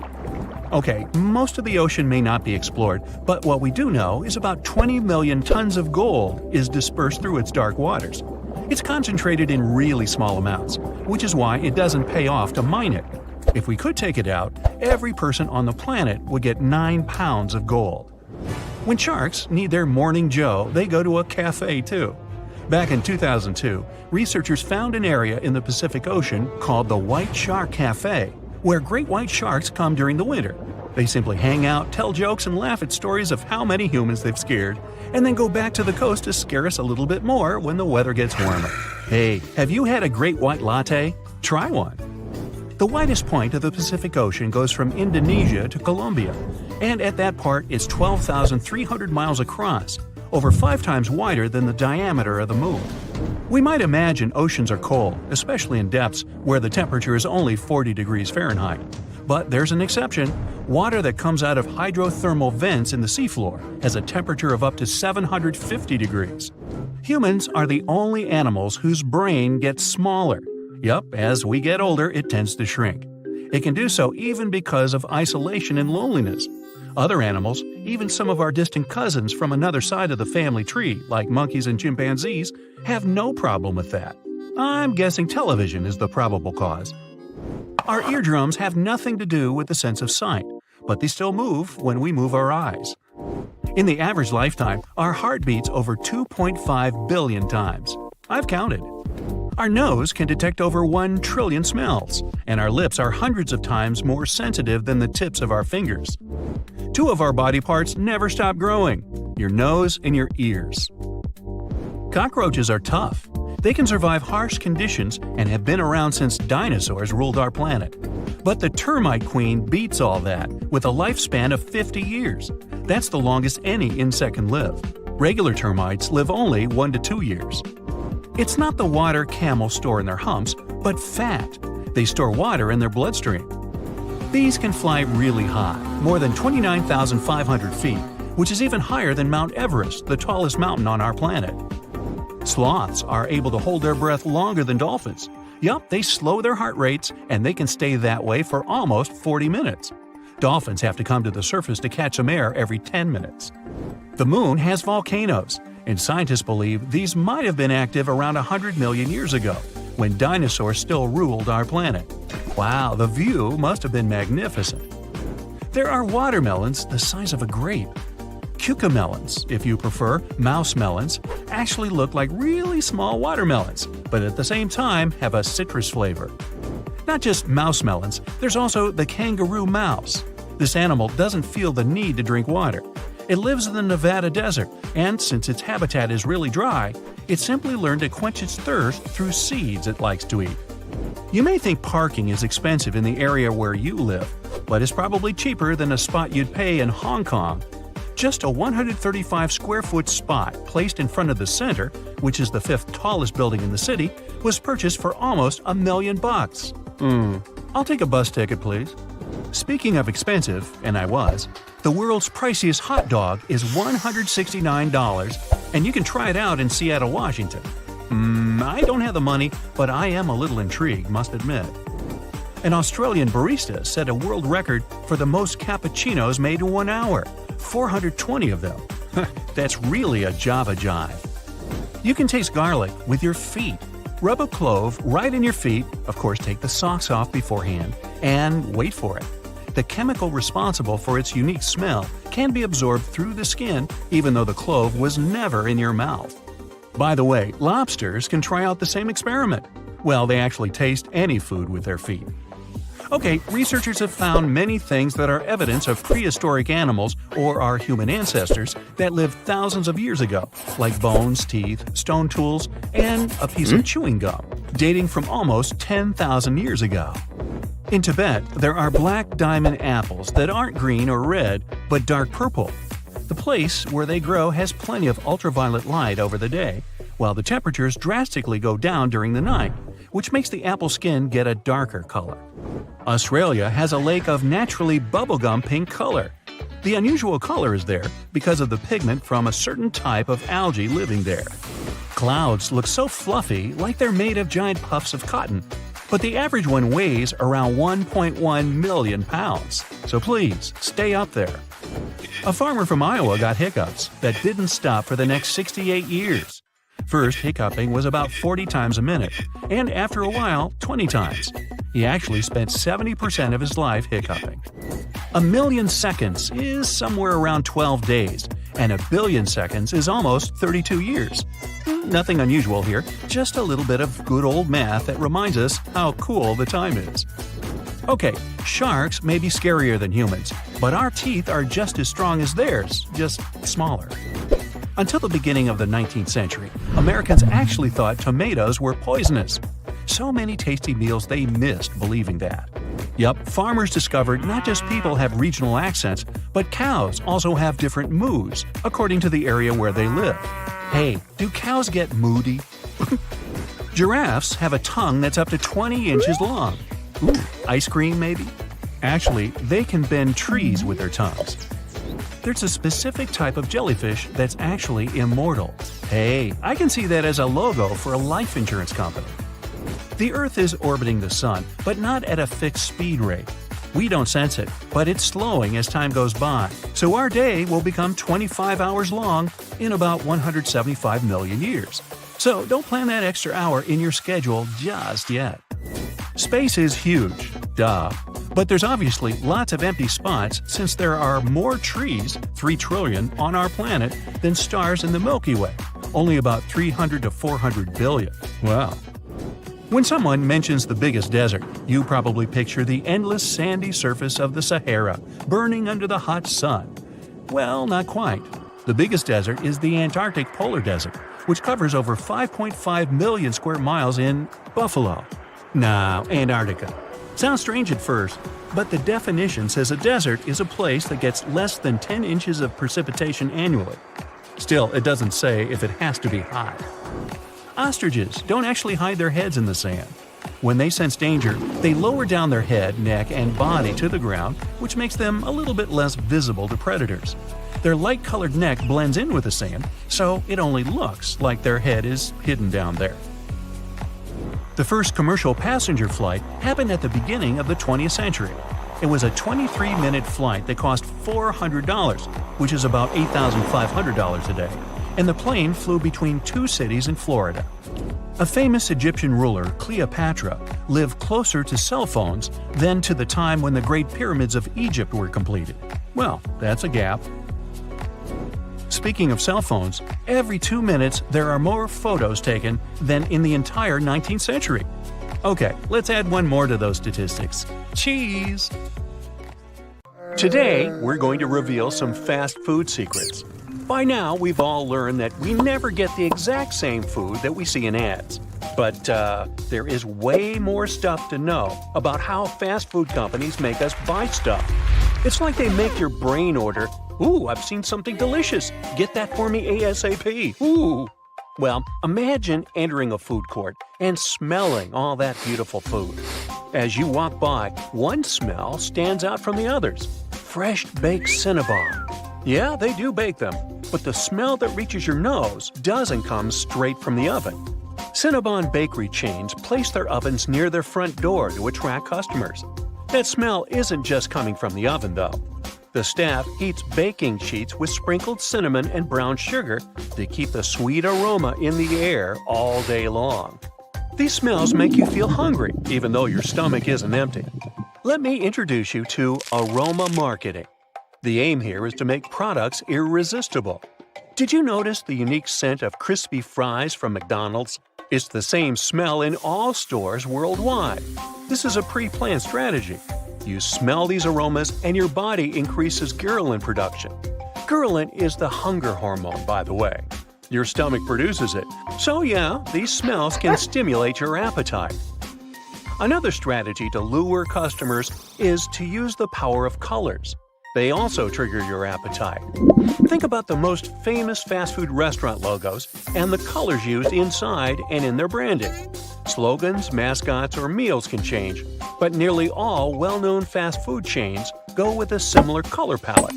There's no coincidence. Research proves that these warm colors activate your hunger. Also, they grab your attention. Think about it as a traffic light or a stop sign. You kind of want to stop.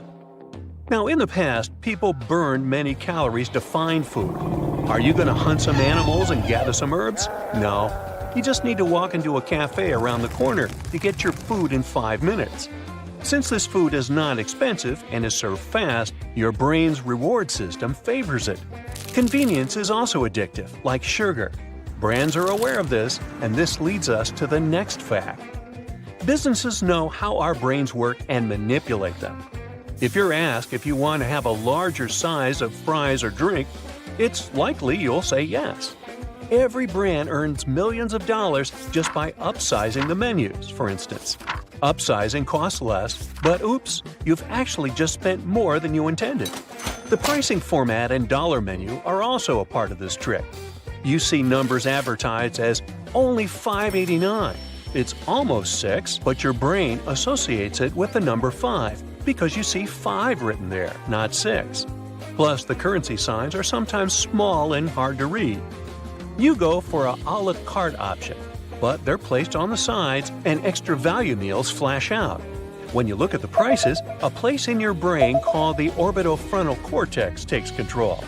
Research shows that when a person buys something, knowing there's a better deal among the options, the brain activity shows signs of pain. There's a good offer, but if you take it, you end up eating more. Maybe you only want to buy a burger and you end up with fries and a drink.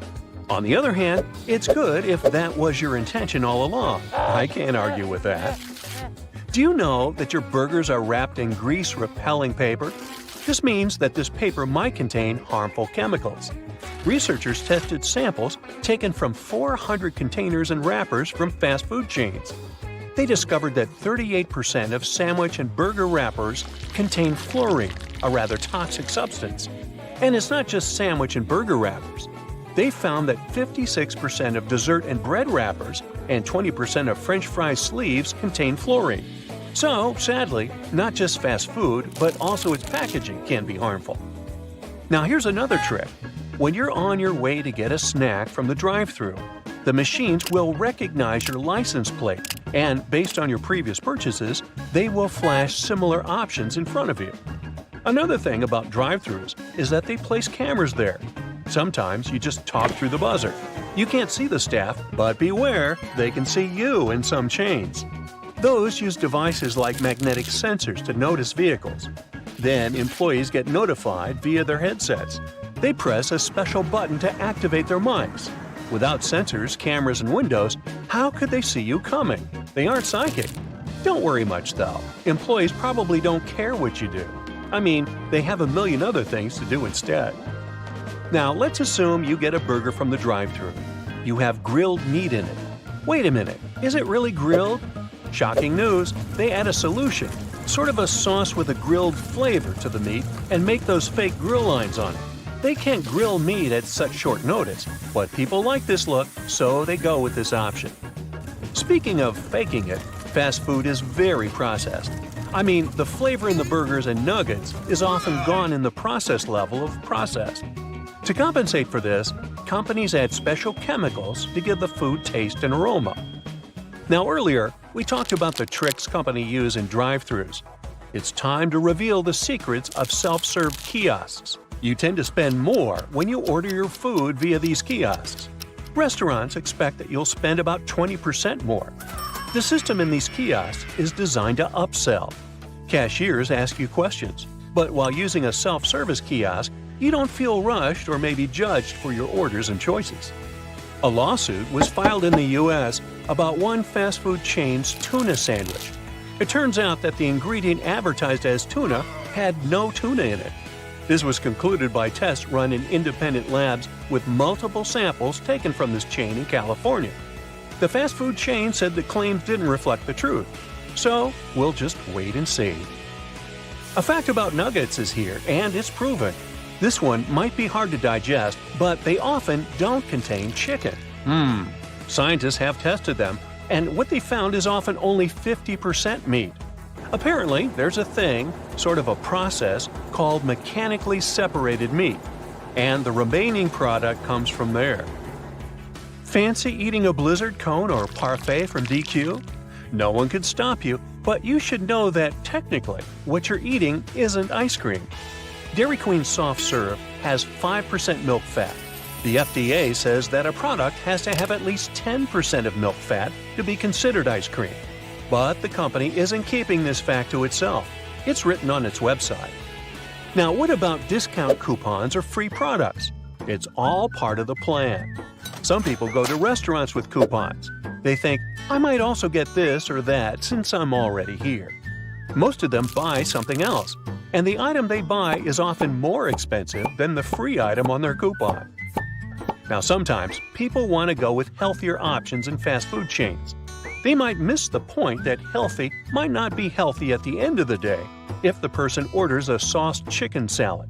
They might end up having more calories than they would get from a burger.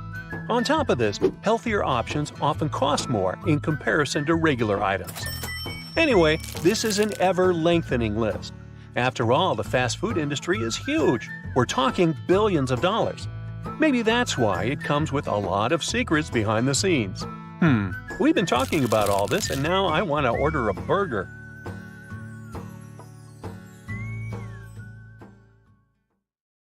Now, there are things about nature that you know for sure, or don't you? Let's check how much you know about the incredible world we live in. How many of the 14 points will you guess? Let us know. The Great Pyramid of Giza was built when mammoths still roamed the earth. Myth or fact?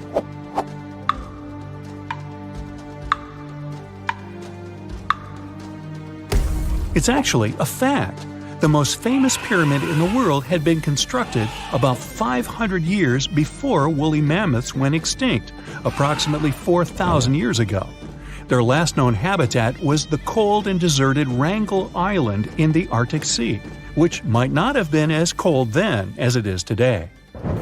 There are more trees on Earth than stars in the Milky Way. Is it myth or fact?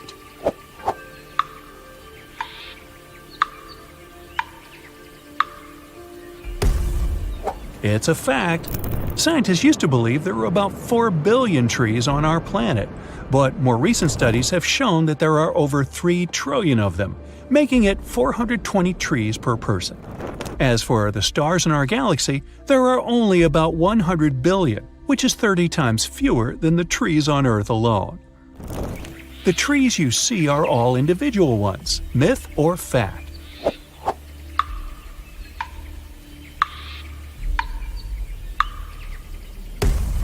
This is false. In fact, 90% of the trees on Earth are interconnected by mycelium filaments.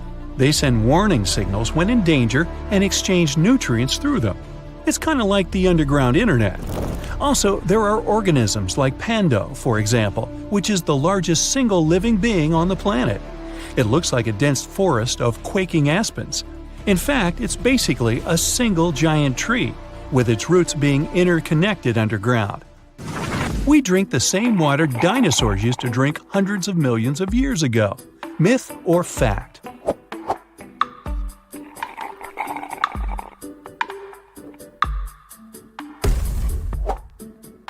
Actually, it is. Only a small portion of the water on our planet has evaporated for good. The rest of it is constantly renewed. So, mammoths, dinosaurs, and whatever came before them billions of years ago drank and swam in the same water we see today. Not to mention what else they did in the water. Unfortunately, the water doesn't keep information about those ancient creatures for us to find out more about them. Lightning never strikes the same place twice. Are you willing to bet on that? Myth or fact?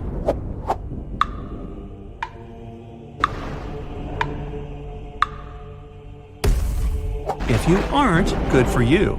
Lightning may strike the very same spot as many times as it wants. It might seem random, but the electrical discharge from the sky is pulled toward the tallest objects in the thunderstorm area. Also, the material this object is made of matters too. It's by no chance that lightning rods on buildings are mostly made of copper and aluminum alloys. These metals are some of the most conductive materials, so they pull lightning very efficiently. All deserts are hot. Now, this one's easy, right? Myth or fact?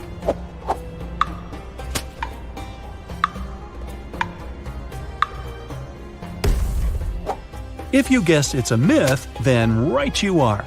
Deserts are qualified not for their temperature, but for the presence or absence of growth and life in them. The most well-known desert is the Sahara, of course, and it is indeed very hot. The actual largest desert in the world is Antarctica, which is almost twice the size of the Sahara Desert. And you wouldn't call it even lukewarm. It's a polar desert, and there are several others on our planet. For example, Greenland. There's enough gold underground to cover the entire planet in a thick layer. Would you believe that?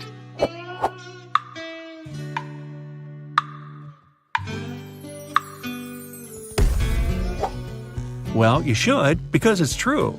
Since 1950, humanity has mined nearly 200,000 tons of gold. If we made a cube out of all this metal, it would be 70 feet high and wide. Recent data from scientists confirm that there are huge reserves of gold in the Earth's core. The metal is enough to cover the whole planet, and people might have gold up to their knees. The problem is, we just can't mine it from there. Hey, I don't mine if you don't. The Moon and Mars are better mapped than the Earth's oceans. Now, this can't be true, can it?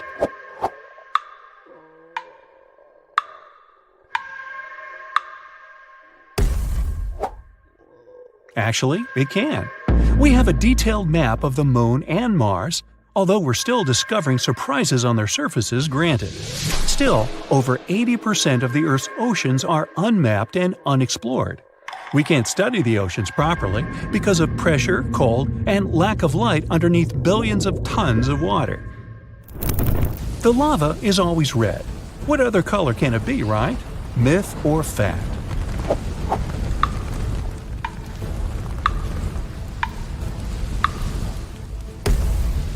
Myth. Usually lava is really red or orange because it's basically molten rock from the deep bowels of our planet.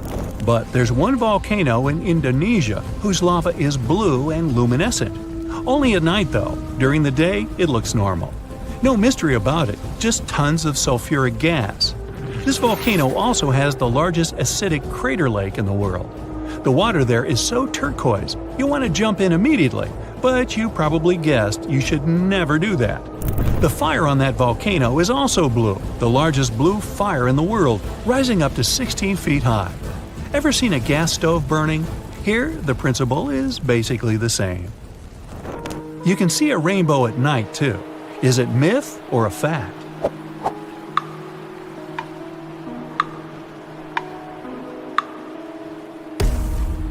It's true, and there's even a name for this phenomenon, a moonbow. Also called a lunar rainbow, this event occurs extremely rarely. It's similar to a regular rainbow, except when it appears on a clear moony night after a rain shower. There's a thing called a fire rainbow, myth or fact.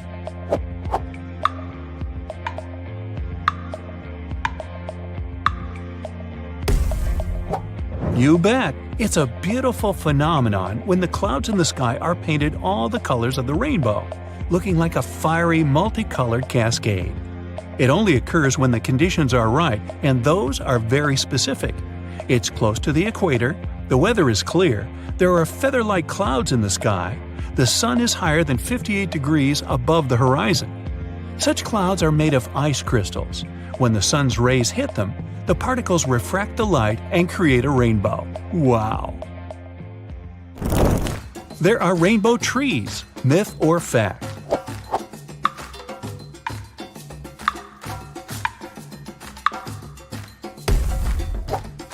If I made you doubt this, I'm glad, because this one is not photoshopped. This is the rainbow eucalyptus. and their bark may literally have all the rainbow colors. These eucalyptuses shed their bark at different times each year. Every time the old section goes off, the tree first reveals bright green bark that was hiding underneath, and then it may turn any color. There's a whole set of hues: orange, maroon, blue, even purple. Stones can move on their own. Myth or fact?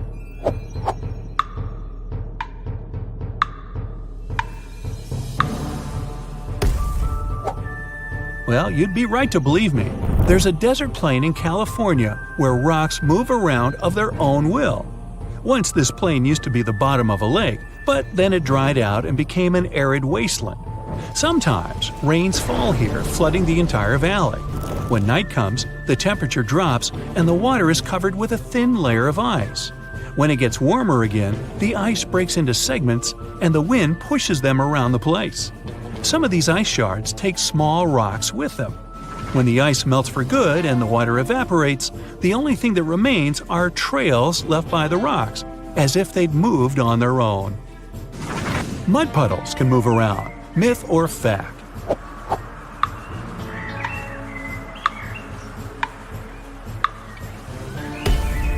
In fact, a single mud puddle in the world also travels as it wants, and nobody still knows why.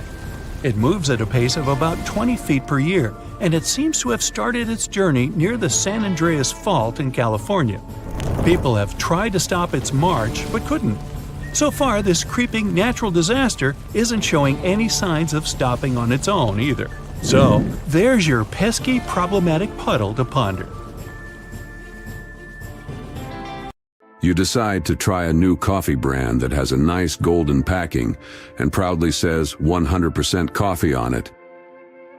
But it tastes nothing like your favorite drink.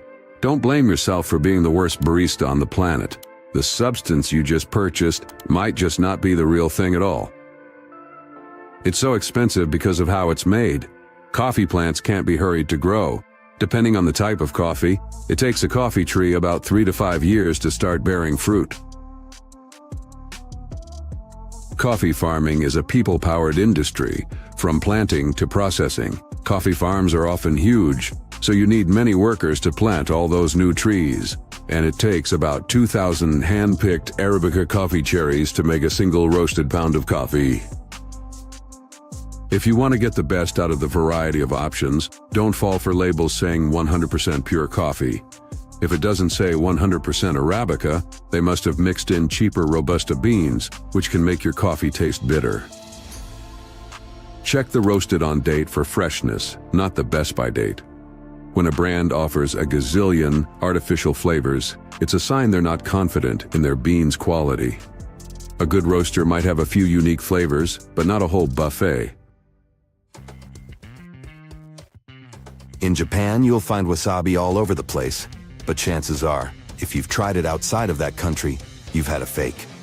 True wasabi doesn't come from your regular horseradish plant. It's more like a root vegetable made from the underground stem of the wasabi plant. This stem is grated to make the real wasabi paste. Growing wasabi plants isn't easy, as they only like clear, running stream beds in Japan's mountain river valleys. That's why the real thing is so pricey. Fake wasabi is usually a mix of regular European horseradish disguised as the real deal. You'll find it in squeezable tubes, little packets, or as a powder you mix with water. These products often contain just a tiny bit of the real stuff, usually 1 to 3%. It helps cut costs a lot. If you want to check if you've got real wasabi, check the texture. If it's super smooth and pasty, you're likely dealing with pureed horseradish. But if it's got a gritty feel, like it was freshly grated, it's more likely the real deal. Authentic wasabi is always served fresh because its flavor and zinginess vanish quickly once it's grated. The only Parmesan that you can really call this way gotta come from the Emilia-Romagna region in Italy, especially Parma, or a certain part of Lombardy. There are only about 300 certified dairies in that area that can make genuine Parmigiano Reggiano. And they've got to age it for at least a year to get those super important umami flavor crystals going. Some of it ages for up to 100 months or longer. The authentic Parmesan wheels are marked with a DOP stamp, Denominazione di Origine Protetta, basically saying it's the real deal from the right place. Italian Parmesan is easy to find in most stores, but there are other options that can be cheaper. That's because American-made Parmesan only needs to be aged for 10 months, and some graded blends can have up to 4% fillers, like rice flour or wood pulp cellulose. The legit Parmigiano Reggiano cheese only has 3 ingredients, and one of them is milk from cows raised in the same region. Plus, they've got some strict rules about what those cows can't eat, like fermented grain. Maple syrup fans, this one's for you. Did you know that to produce your favorite pancake topping, artisans have to tap maple trees that can grow more than 5 stories tall, extract sap, and then boil it down? It's an age-old craft passed down through generations from indigenous peoples to modern-day syrup makers. But many of the bottles with sticky sweet syrup inside have nothing to do with that process. Pancake syrup, or table syrup, is a mix of corn syrup, caramel coloring, and flavoring. If you see these ingredients on the label, it's a telltale sign you aren't dealing with the real maple syrup. The consistency of your purchase is another giveaway. The authentic maple syrup is runny. That's why you can pour it easily. Pancake syrup is thicker and stickier. The price can't always give away a fake in this case. It can be affordable even for the real product.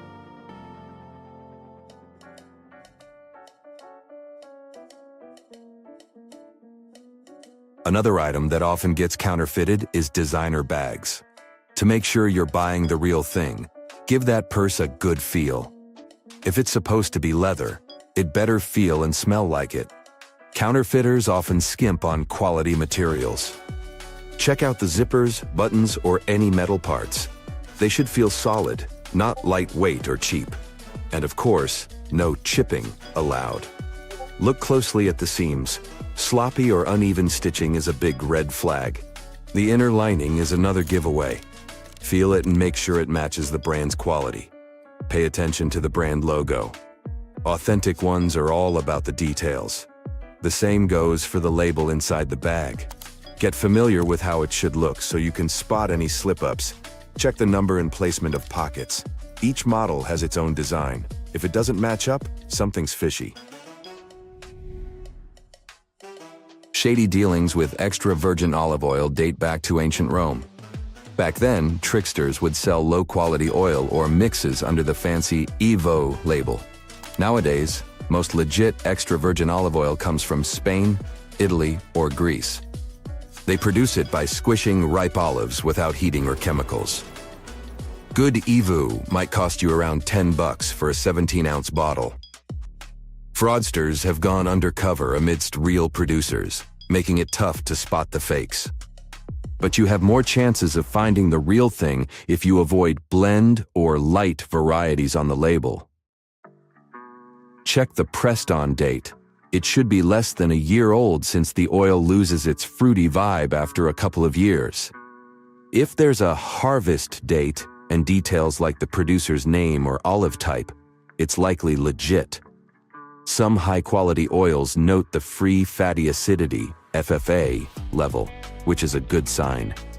Don't automatically trust fancy packaging or high prices. Even an expensive bottle can be past its use-by date. If you like to cook, cinnamon, mint, nutmeg, sage, and other spices must always be in your kitchen cabinet. But you can't be sure you've got the real thing unless you're prepared to pay a hefty price for them. When you break it down by the pound, some of them, like vanilla and saffron, are as pricey as precious metals like silver and gold. And where there's value, there's a dark underbelly of fraud. This multi-billion-dollar industry is a playground for tricksters looking to make a quick buck. If you don't want to add something fake to your meals, the best you can do is buy the spices whole and grind them yourself. If possible, try to find a retailer that sells spices in bulk. You'll be able to see them yourself, and you won't miss the aroma of real cinnamon or oregano. If you're planning to buy a designer watch, look closely for any blunders or defects on the watch. Designer watches are usually made with high-quality standards, so things like chipped paint, scratches, or spelling errors are rare. Also, check if the clasp works and if the watch keeps accurate time. Genuine designer watches have precise, clear engraving created by skilled watchmakers. If the lettering looks messy or hard to read, chances are it's a fake. Designer watches are made with valuable metals and intricate parts, so they should feel a bit heavier than they look. If a watch feels surprisingly light, it might be fake. Real luxurious watches have unique serial numbers that should be precisely laser-etched, not sloppily printed. Make sure these numbers match the case and warranty numbers. Simply search online or contact the manufacturer's customer service to confirm you've got the real thing. So get this, an extra hole at the upper part of the sink has multiple hidden functions. First, in case someone forgets to close the tap, the water won't overflow and the bathroom won't get flooded. Second, thanks to that hole, the water drains faster and it gives an escape for the air, helping the water flow down. Those two holes on a side of any Converse shoe are not only to let the stinky air out. Sure, breathability is important for any athlete. The second reason is that athletes lace through those holes to get a better grip. Donuts have a hole in the middle and it doesn't stand for O in donut.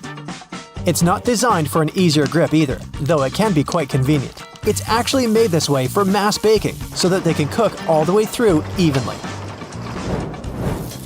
Baby carrots are tiny and, unlike regular carrots, wet. Baby carrots aren't some special sort of carrots. They're actually made of regular carrots by cutting off the skin and outer layers and then polishing them to look that pretty. The problem is that they can't retain moisture. A regular carrot retains some water inside because of the layers that locks it in. Once they're chopped out, baby carrots can dry out easily, so they usually sell them in bags with some water inside. Toy stores are filled with Beanie Baby plush toys, and a detail that is even more iconic than their huge eyes is their tags saying TY. That's a small manufacturing company not so many people have heard of. Beanie Babies appeared in 1993 and they went insanely popular. TY is the name of the company, but it's not an abbreviation. It's the actual name of the company's founder, H. Ty Warner. Most metallic zippers have a hidden lock inside them to save you from awkward situations, such as an undone fly. Oh boy. Don't leave the zipper handle in an upward position. When you pull it downwards, it automatically locks. It's all thanks to those tiny grooves hidden underneath the handle. Almost any public toilet has a large gap between the floor and the door. The reason for such a zero privacy thing is to actually minimize the level of privacy and comfort, so that people wouldn't stay there long and there'd be no lines. It's also easier to clean, and safer if some emergency occurs. Headrests in a car are about comfort, and detachable headrests are about safety. If you pull the headrest out of a seat, you'll see two bars, which are quite sturdy. If you ever get locked or trapped in a car, you can get out of there smashing the window with these bars.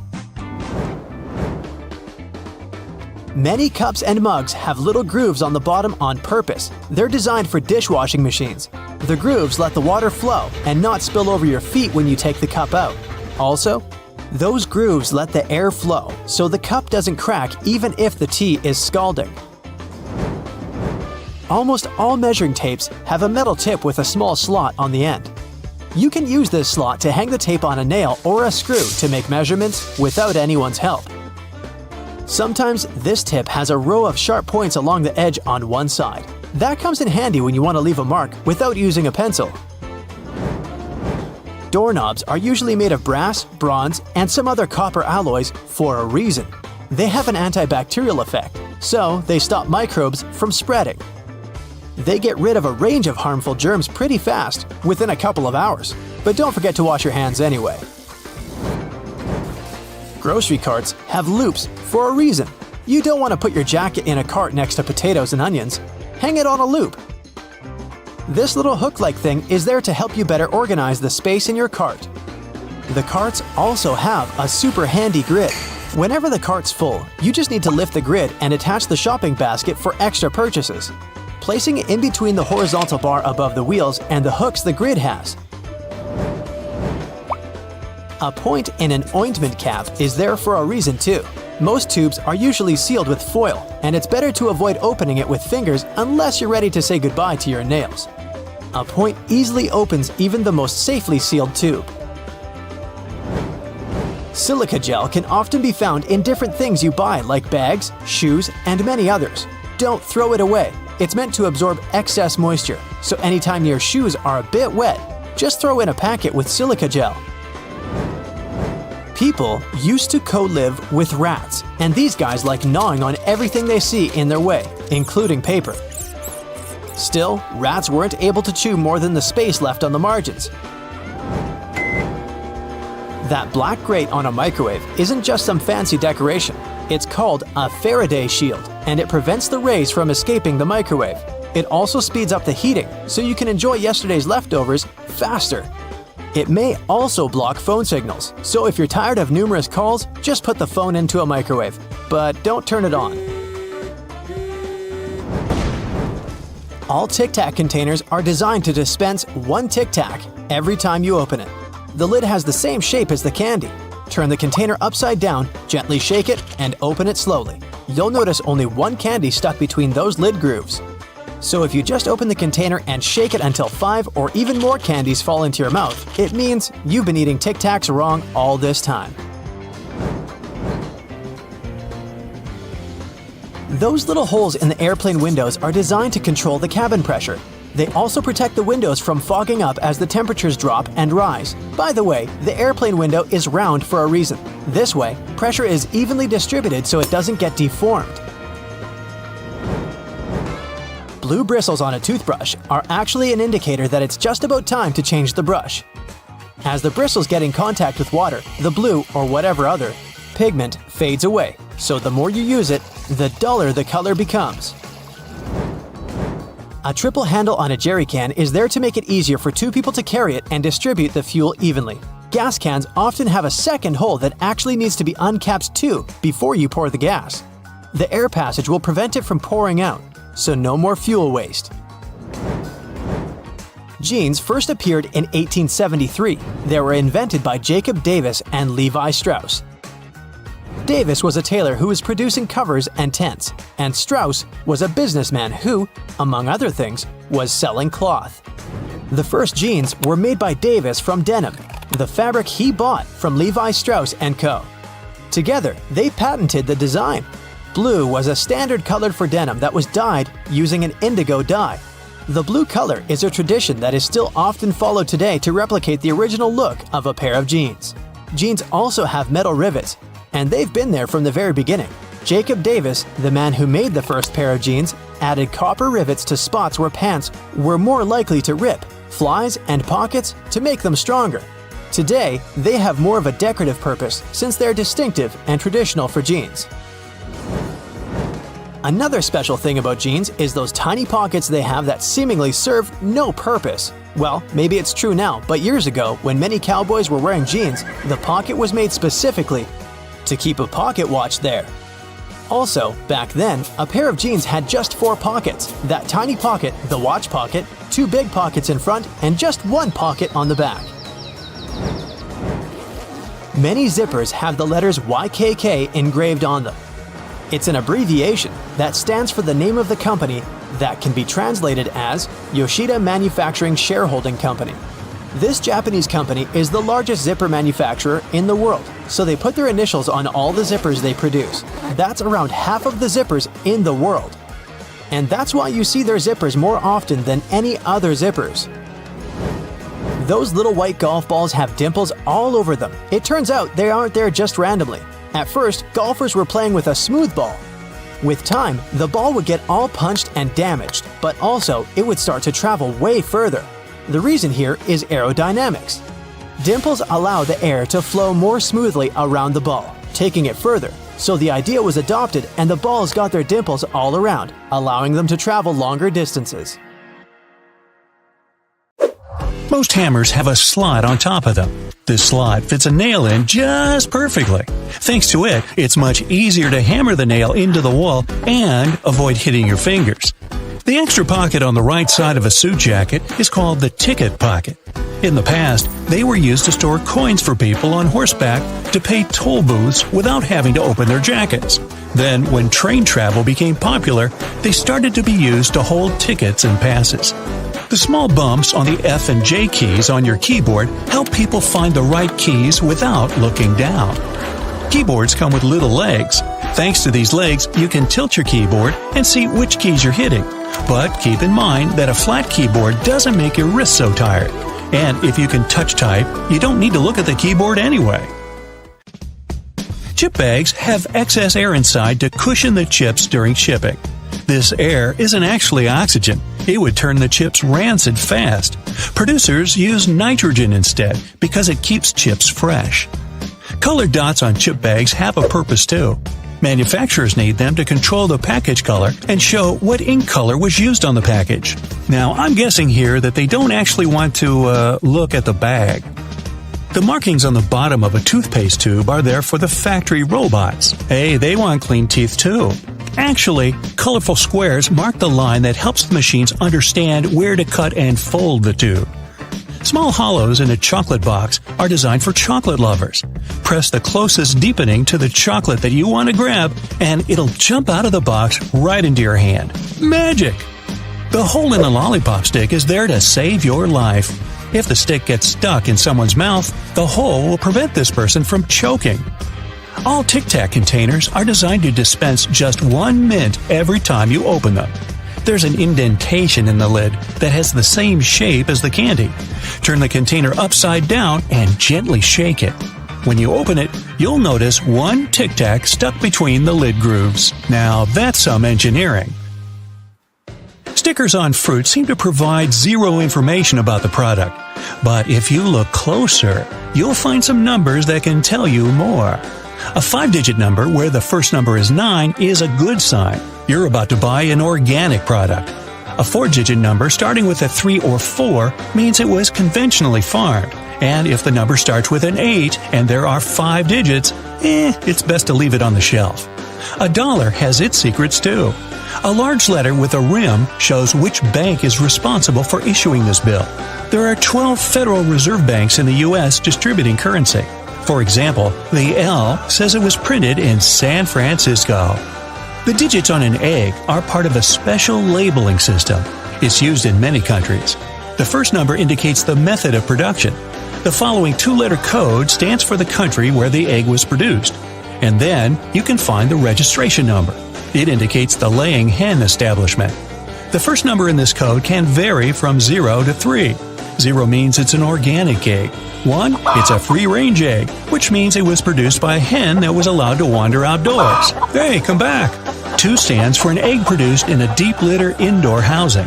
3, you're about to buy a cage farming egg. Barcodes speed up the purchasing process. If a barcode consists of 12 digits, the one on the very left is a system identifier. For example, 2 means it's a randomly weighed item. 3 is used for products related to health. The next 5 digits identify the manufacturer, and the following 5 are the product's number. The last one is the check digit. Scanners need it to make sure they've read the code correctly. Colorful plastic tags on bread bags indicate when the product was made. If it's Monday, there will be a blue tag. For Tuesday, it'll be green. Thursday is red, Friday is white, and on Saturday, look for fresh bread with a yellow tag. Hey, there's going to be a quiz at the end of this. If you examine a Heinz packet carefully, you'll notice a number on it. It indicates which filling line the packet was filled on. That's why the product is the same, but the numbers are different. Coffee stirring sticks have holes in them because those help reduce the resistance from your drink. This way, they can stir sugar much more effectively. Such a design also makes these plastic sticks tougher and prevents them from bending in hot water. And since stirring sticks are partially hollow, less plastic is used during their production. Now, why are chopsticks connected? If they're disposable, they should be connected with a wooden clamp. It's to prove that no one used these chopsticks before you. I sure hope not. Bottles have long necks so that your drink stays cool longer. Hold the neck, not the bottle itself, and your drink won't warm up. Soda bottles are always filled in such a way that there's some space between the liquid level and the cap. That's because these drinks contain carbon dioxide. This gas can expand if the bottle gets heated. If there's no air gap in the bottle, it'll break because of the pressure building inside. Also, when you open your drink, the gases go out in the form of bubbles, and the drink is likely to overflow. The gap helps with this problem too. Except if you shake it up first, then open it. Nah, I've never done that. There are strings on a pack of cotton pads so that you can hang it on something. At the bottom of the pack, there's also a perforated line. If you tear along it, it'll be much easier to pull out cotton pads. The hole near the rim of your bathroom sink is there to prevent overflows. Excess water will go into the siphon and your floor will stay dry in case you forgot to shut the water off. Nope, never done that either. That black grate on a microwave isn't just some fancy decoration. It's called a Faraday shield, and it prevents the rays from escaping the microwave. It also speeds up the heating, so you can enjoy yesterday's leftovers faster. Windshield black dots help dispense the sun glaring right into your eyes. This sort of frame keeps the UV rays away, so it serves as sunglasses for your car. Now, don't blame the little lump on your computer cable for getting stuck somewhere for the umpteenth time. This cylinder, shapes and colors may vary, actually helps prevent interference from other signals, like those your phone emits. The stripes on headphone jacks keep the wires insulated from one another. One stripe means the headset had a mono signal. 2 stripes indicate you'll have stereo sound. And 3 strikes means you're out. Wait, that's baseball. 3 stripes means the headset also has a built-in microphone. Blank pages in the books aren't actually made for the author's signature. It's all about the manufacturing process. Books are printed on large sheets, so one sheet can accommodate 4 printed pages. If a book has an odd quantity of printed pages, chances are you'll get a blank one for notes. When the blue bristles on your toothbrush fade, it's time to change it. Oops, I better check mine.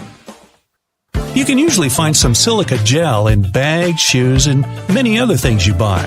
This gel absorbs excess moisture. Don't throw it away. Every time your shoes get wet, put some packets of silica gel inside them. A button on the back of a collar of a button-down shirt is there to prevent your tie from sticking out. And the small loop on the back of a shirt can be used to hang the thing without wrinkling it. Little buttons on your jeans are called rivets.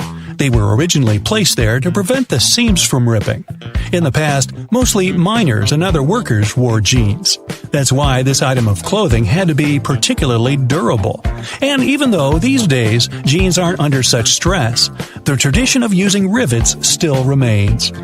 In the past, you could only see diamond slits on alpine packs. Their main purpose was to carry ropes. But these days, you can see such slits on almost any backpack. A small piece of fabric that comes with new clothes can help you test the material. Only after that, wash the garment. If you see the fabric fade, stretch, or pill in the wash, at least you won't ruin the entire item. And if you're still here waiting for the bread tag quiz, well, I made that up. You're off the hook. But hey, my friend, I love your commitment. We can always use more of that. Many people believe our ancestors were monosyllabic grunters, but according to a new study from the University of Western Australia, this might not be the case. The primary purpose of any language is to convey some meaning, right? So, researchers believe that nonverbal communication most likely came before oral language. To test this, they asked a group of people to play a communication game similar to charades. They put people speaking different languages and from different cultures in one room and told them to communicate through gestures. No grunts allowed. The results were astonishing. Scientists confirmed that many gestures apparently have universal meaning. This way, people understand each other more easily than with any other type of vocalization. If I make the shape of a heart with my hands, you'll get what I mean, right? Speaking of languages, did you know that the last letter added to the English alphabet wasn't Z? It was actually J. It's also no coincidence that I and J are side by side. They started out as the same letter. J was just a prettier way of writing I. With time, J got its own phoneme and became a separate letter all on its own. Bees are fascinating creatures. They're very important for people. For one thing, it's their delicious honey. But they are the best pollinators too. We need them to keep restoring our food supplies. Some people may be afraid of their stingers, but honeybees will only sting you if they feel threatened. The worst part is that bees never survive after stinging you. These insects can't pull their barbed stinger out of your skin. And this stinger is part of the bee's digestive tract, nerves, and muscles. After losing all that, the tiny creature can't really make it out alive. The filling between Kit Kat wafers is made from other Kit Kats. When something goes wrong during the production, for example, a Kit Kat bar has too many bubbles or other imperfections, nothing goes to waste. Such sweets get melted into a paste, and then these substandard Kit Kats are used to fill in other Kit Kat bars.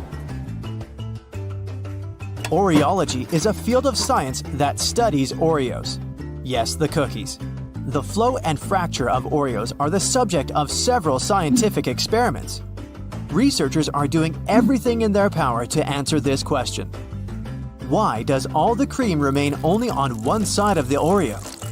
Grab an Oreo and break it apart the way you normally do it. See what I mean? Rheologists are physicists who study complex fluids.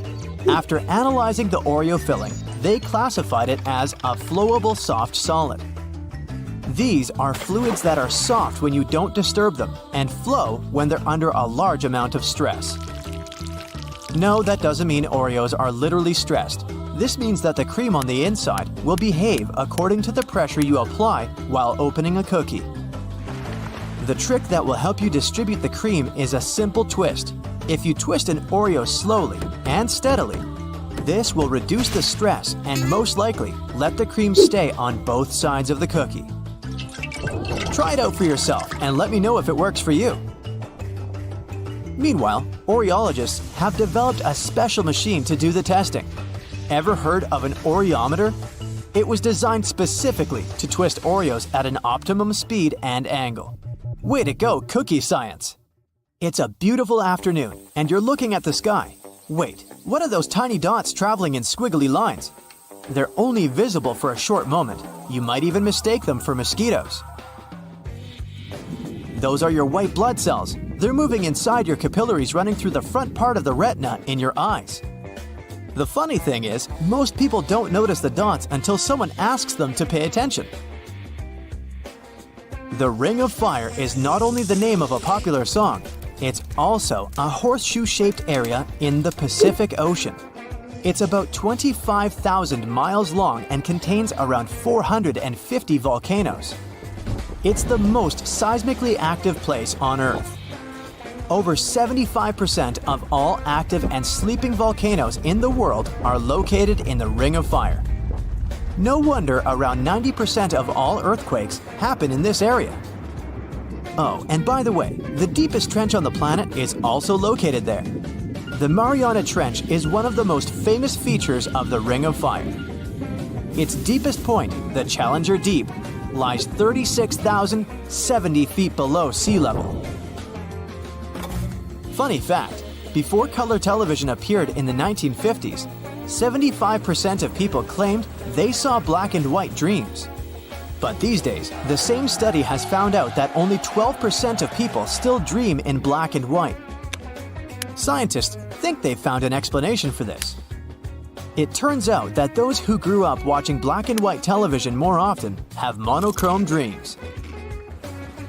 Why so serious? In the 1800s, having a photograph of yourself was a big luxury. Smiling in pictures was considered childish and even impolite. That and, well, a lack of proper dental hygiene.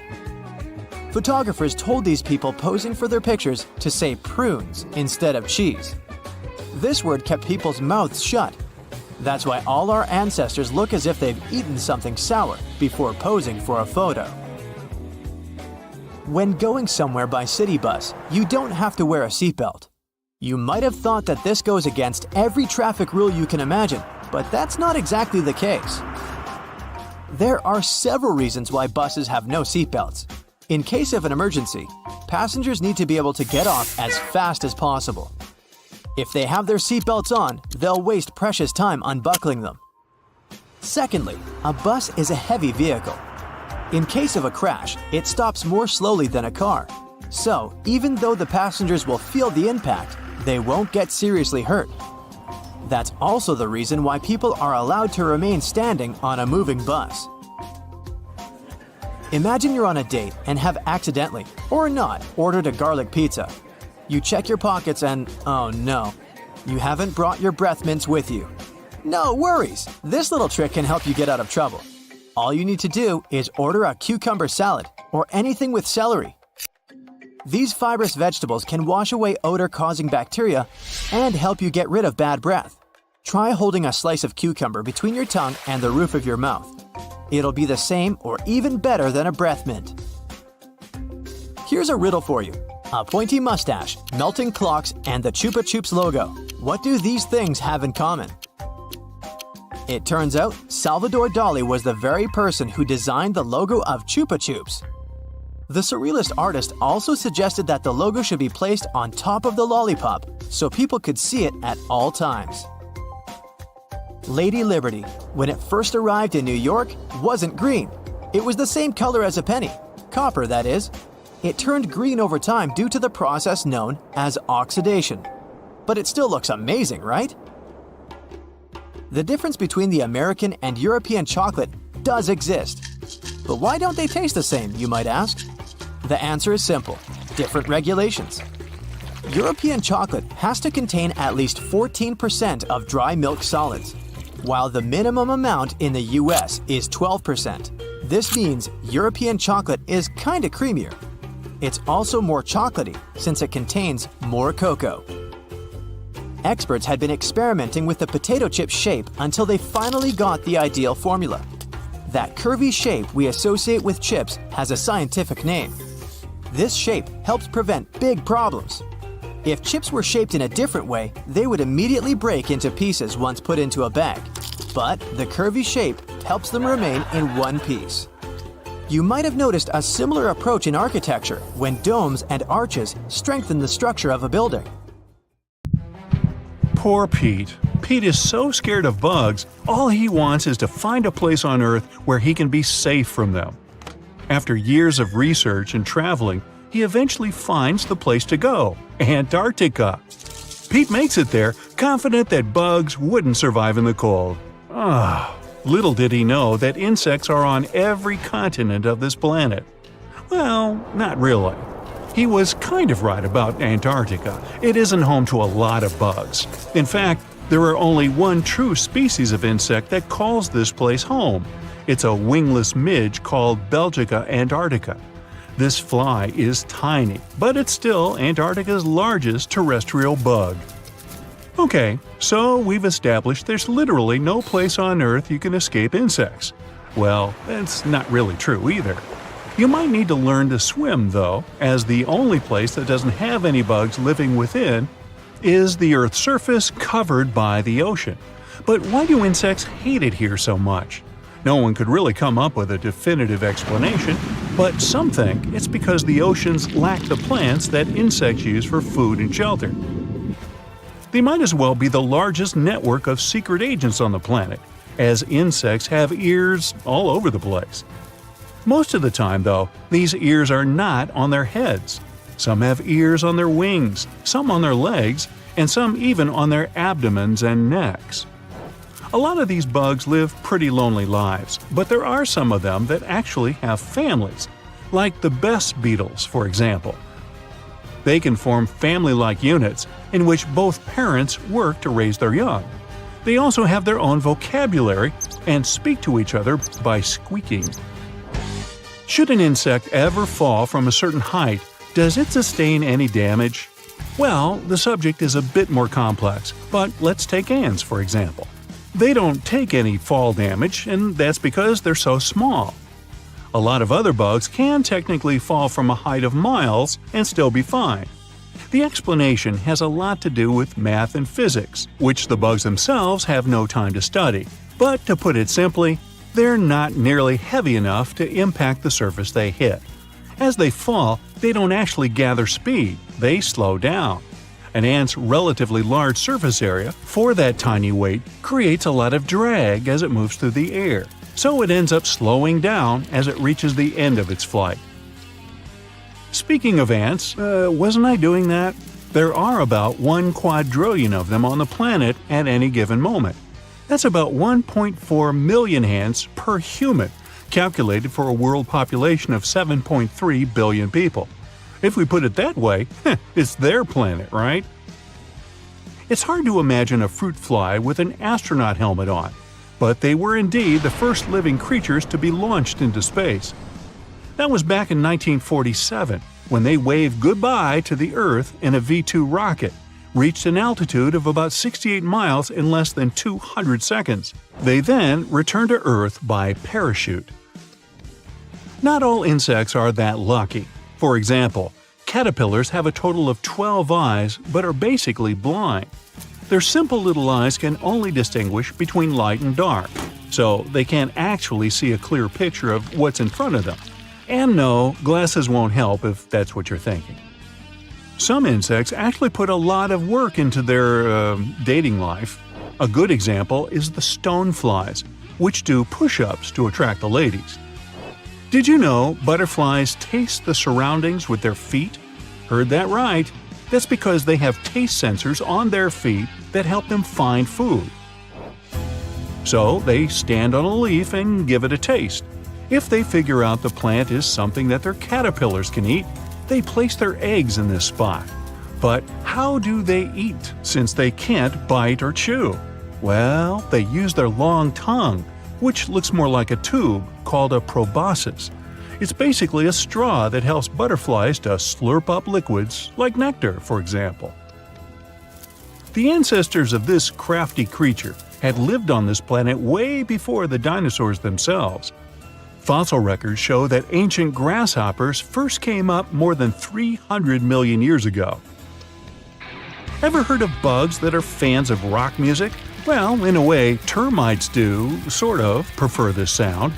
Termites chew away at wood to figure out what kind of wood they have lying around. They use vibrations. Why? Because it helps them find the best source of food. If there's heavy metal or rock music playing, they can chew through the wood faster than at their regular speed. Do they slow their chewing down with Brahms or Bach, or just go to sleep? This is one type of insect you'll surely find difficult to see. This master of disguise looks like a leaf. Throughout their existence, they managed to develop this type of camouflage so the predators miss them in plain sight. They can even rock back and forth to copy the movement made by leaves blown by the wind. Nature has its own weather forecasters, the mighty crickets. Well, they work more like a thermometer, if you like.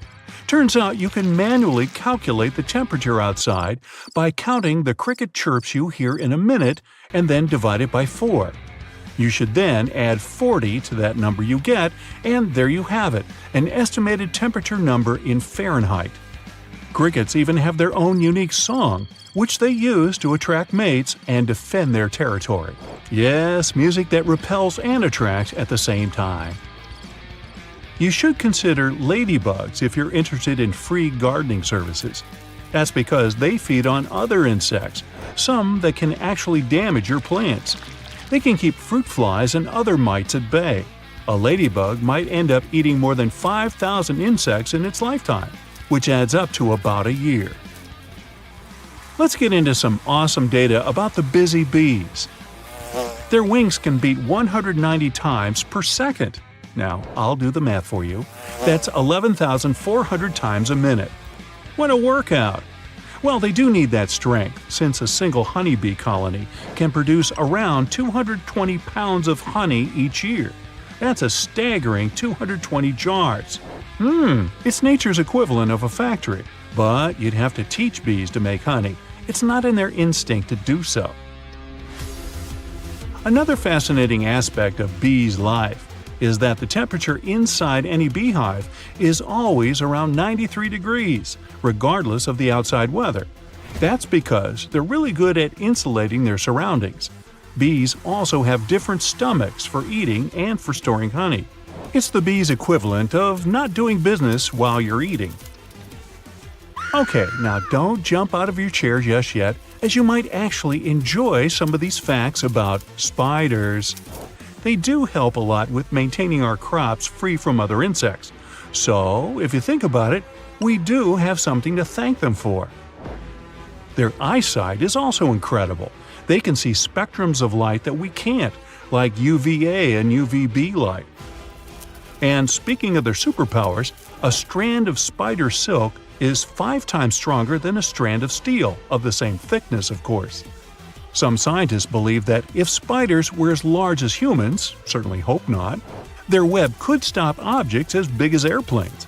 And that spider silk, it's actually a liquid, but it does harden when exposed to air. They're also quite sneaky themselves and have evolved to look more like ants. Why? So they can better avoid other predators and hunt ants better. Spiders don't have wings, that's for sure, but the jumping ones can hop up to 50 times their own length. Well, otherwise, I still get the heebie-jeebies when I think about spiders. How about you? How about eating a banana with mayo? Dipping pickles in peanut butter? These food combinations do sound pretty wild, but how do they taste? Well, give them a try, and Oreos with mustard might become your favorite dish. Okay, stay with me here. Tomatoes and peanut butter. Put several slices of tomato on a piece of bread and spread some peanut butter over the sandwich. Or just slather a thick layer of peanut butter over a slice of tomato. This taste combination is surprisingly popular with many foodies. Nutella and French fries. Salt tends to enhance flavors. That's why if you dip your French fries in Nutella, the famous hazelnut spread will taste sweeter and nuttier. Yes, the pun was intended. Another way to enjoy your French fries even more is to wash them down with chocolate milk. Banana and bacon. Salty, crispy bacon combined with sweet, carb-heavy banana makes a perfect mix. Put these ingredients on a slice of bread, add some peanut butter, voila! Your perfect sandwich is ready. Pickles and ice cream. Well, I admit this combination might not be just for everyone, but there are foodies who find this unusual mix of salty and sweet, vinegary and milky, strangely alluring. Cheddar cheese and apple pie. These days you can surprise no one by serving sliced cheese together with fresh apples. But since these products get along quite well, why don't you take it one step further? They say the idea of adding cheddar cheese to apple pies first appeared in England, and after that, it spread all over the world. French fries and honey. If you want to turn your French fries experience into something different and more exciting, honey will do the trick. Its sweet flavor will complement the fast food saltiness. No wonder some restaurants have honey among other dipping options. Banana and mayo. Nope. By no means do I encourage you to squeeze a healthy dollop of mayonnaise on a peeled banana and stuff it into your mouth. Instead, try sandwiching a sliced banana between 2 pieces of bread and coat it with a bit of mayo. You might be in for a pleasant surprise. Chocolate and chips. This salty-sweet combination tastes amazing. No wonder chocolate-covered chips are a thing, and many brands have already added this mix to their product lines. Burger and jam. These days you can order this combo in most restaurants, and no one will think you're a weirdo. Well, mostly no one. More and more people choose this option over the regular one with ketchup. Popcorn and milk. Some unique individuals replace breakfast cereal with popcorn. They add milk and claim that this dish tastes no worse than its more widespread and popular alternative. Care to try? White chocolate and red caviar. They say this unlikely food combo was created by a famous chef. He was amazed at how the salty caviar softened the sweetness of the white chocolate. If you're a fan of sweet salty tastes, you're going to love it. Peanut butter and pickles. Let's say you aren't too enthusiastic about dipping pickles into sturdy peanut butter. Then try combining these ingredients in a sandwich. In this case, The vinegary flavor of the pickles will dilute the stickiness of the peanut butter. Watermelon and salt. Those who have never tried this taste combination often think that salt rids watermelon of its sweetness. But the truth is quite the opposite. A pinch of salt will only enhance the flavor. Mango and chili pepper. If you're a spicy food lover, this combination might catch your fancy. You can sprinkle some hot chili pepper on a sliced mango and enjoy the burn. Peanut butter and bacon. Remember that banana and bacon combo? It's time to replace the banana with some peanut butter. Its smoothness will contrast with the crispiness of the bacon. Careful, you might get addicted fast. Ice cream and hot sauce. The most effective way to put out the fire caused by spicy food in your mouth is to drink some milk. Then why not step it up a notch? Drizzle some spicy sauce over your vanilla ice cream to please your adventurous soul. Chocolate and avocado. It's not only about adding a bit of chocolate to your avocado toast. You can also make a mouth-watering avocado and chocolate milkshake. Then the buttery texture of avocado will perfectly complement the flavor of chocolate. Burger and peanut butter. Ooh. Burgers with jam are more of a sweetmeat-salty combination. But burgers with peanut butter are a salt with more salt kind of situation. But instead of spreading melted peanut butter all over your burger, you have to add it while making beef patties, and your burgers are bound to become juicier. Oreos and mustard. Those who have tried this food combo promise that the flavors go with each other amazingly well. Scratch away an Oreo cookie frosting and replace it with German mustard. You won't regret it. Peanut butter and mayo. While it's one of the most bizarre combinations you can imagine in a sandwich, it has a long history.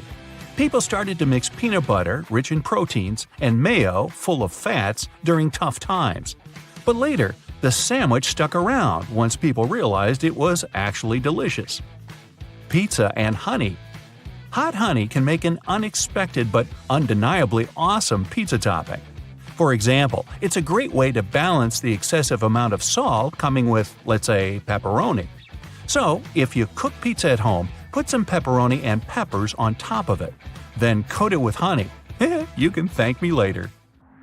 Olive oil and ice cream. To get a mega delicious salty sweet combo, sprinkle some olive oil and a bit of sea salt on the top of your vanilla ice cream. Really, go for it. Peanut butter and sriracha. Yet another unexpected combination of two seemingly incompatible ingredients. But in fact, the sweet aftertaste of sriracha will make the sticky peanut butter taste more interesting. And the butter, in turn, will take the edge off the sriracha's spiciness. Green apples and salsa. You might have tried mangoes or pineapples mixed with salsa sauce. But then, why should it be any different with green apples? Their slightly sour taste is perfect for spicy dishes. It does offset some heat, but at the same time, their flavor adds a strong and a bit bitter taste to the mix. Strawberries and balsamic. This is a tried-and-true Italian combination that works amazingly well. The savoriness of the vinegar makes strawberries taste sweeter. It also complements their juicy nature. Watermelon and feta. No classic Greek salad can go without feta, but this cheese can taste no worse when you combine it with fruit, watermelon in particular. The dense structure and saltiness of feta will add extra flavor to the juicy red goodness. Peanut butter, jelly, and goldfish crackers sandwich. Now, peanut butter and jam have long been a classic, but why goldfish crackers? True foodies know that this component fills in all the remaining gaps. Your sandwich gets a satisfying crunch. It becomes more savory, and the crackers are just salty enough to balance the sweetness of the jelly. Basil and strawberry. I've already mentioned the benefits of mixing strawberries with balsamic vinegar, but strawberries and basil are just as good. You can test this combination while making lemonades and other drinks. Basil and strawberry frozen yogurt taste just as delicious. Pickle brine and chicken. Cooking chicken in pickle brine helps keep the meat juicy. At the same time, this method preserves the natural flavor of poultry meat. Another benefit? You don't need to use salt in the process. The The brine is already salty enough. Hummus and dried cranberries. After dipping your cracker in hummus, top it with several dried cranberries. They make a world of difference by adding a tiny bit of tang. A beverage as black as ink, useful against numerous health conditions. It's made of water and the fruit from a bush called bunu. You must have guessed. It's a description of coffee. This is how coffee was described by a German physician who had a 10-year trip to the Near East back in the 16th century. Today, you don't have to venture into the unknown to get a cup of precious liquid. You can easily make it at home or visit the closest coffee shop. As of 2023, in the US alone, there are over 72,000 coffee shops. Imagine the whole world. When you think of coffee, what's the first country that comes to your mind? Italy? Maybe France? But here's the kicker. Actually, Finland is the coffeeiest country in the world. Just picture it. An adult Finn consumes up to 27.5 pounds of coffee per year, while an American only consumes about 11 pounds. Norway proudly takes second place, and Denmark closes the top 3. Italy and France aren't even in the top 10. And by the way, each day, people on our planet drink approximately 1.6 billion cups of coffee. If you're planning to hit some longevity records, coffee may come in handy. There's been research conducted by Harvard Health Publishing stating that those who drink 3 to 4 cups of coffee per day are more likely to have a longer lifespan. Sounds cool, but it's probably not the best option. One of the world's most famous supercentenarians, Jeanne Calment, acknowledged that she would drink coffee with milk for breakfast. And she lived an incredibly long life of 122 years. Not only do people prove that coffee helps with longevity, but cats can also prove it. This is Cream Puff from Texas. It's the cat that lived for 38 years. Jake Perry, Cream Puff's owner, shared some details about his pet's diet. Cream Puff would typically eat dry cat food, eggs, turkey bacon. Alright, nothing special here. But the cat was a big fan of coffee too. Cream Puff preferred coffee with cream. Now, here's a question for you. What color is your coffee mug? Thing is, it matters a lot what you drink from. There are certain colors, for example, lead-based glaze that can release toxic substances in your drink. Mugs glazed with red and orange are most likely to contain lead. So, if you want to play it safe, opt for mugs made of glass, ceramic, or stainless steel. Also, mugs made of plastic or aluminum aren't safe either, as they may release unwanted substances, just like glazed mugs. But the color matters for psychological reasons too.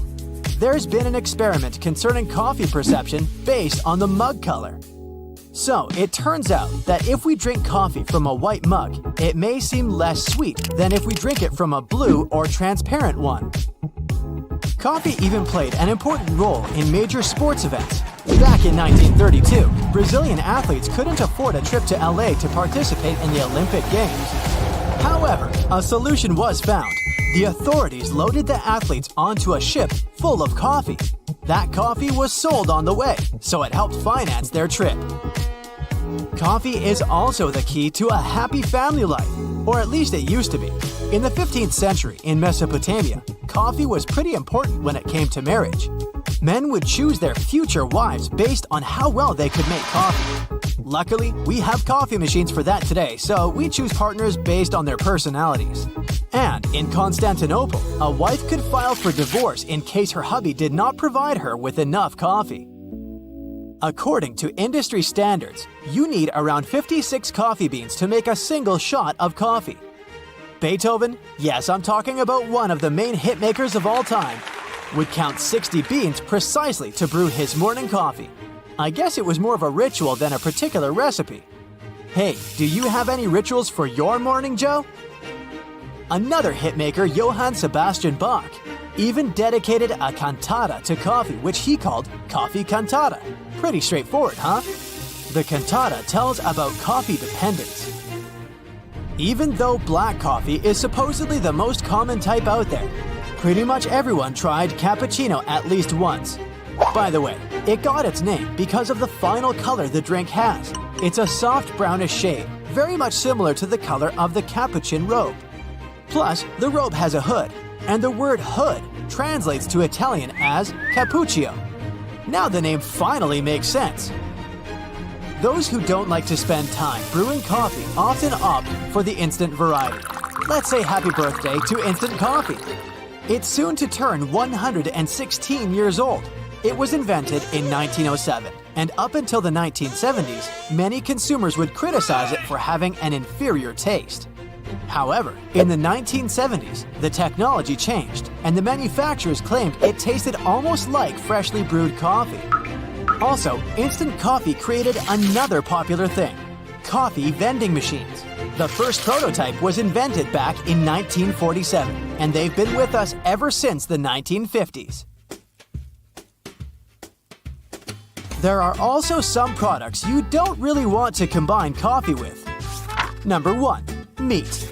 The logic is simple. Coffee can absorb zinc in the body.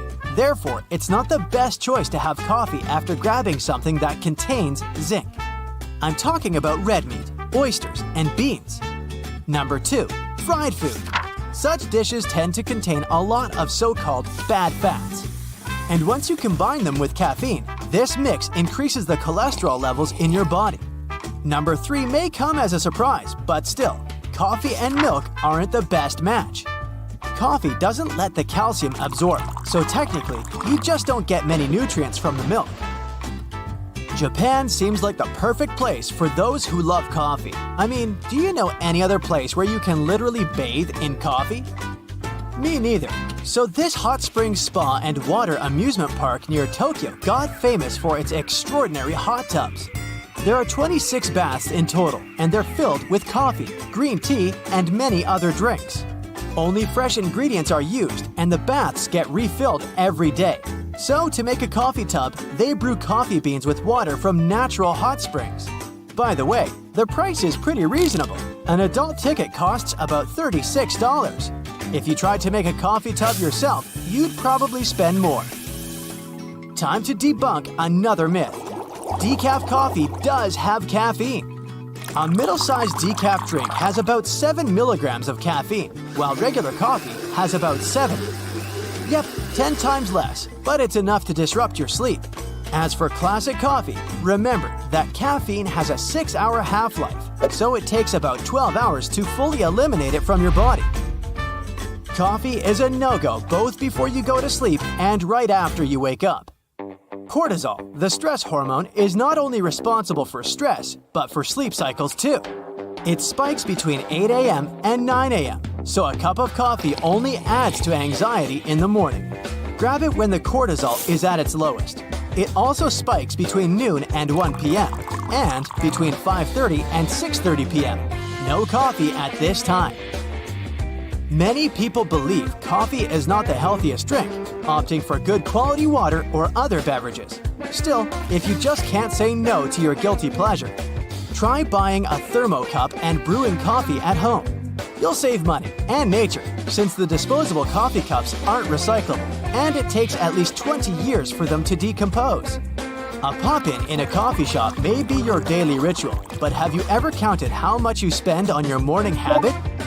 Millennials spend over $2,000 a year on coffee, investing sometimes more than they do in their retirement.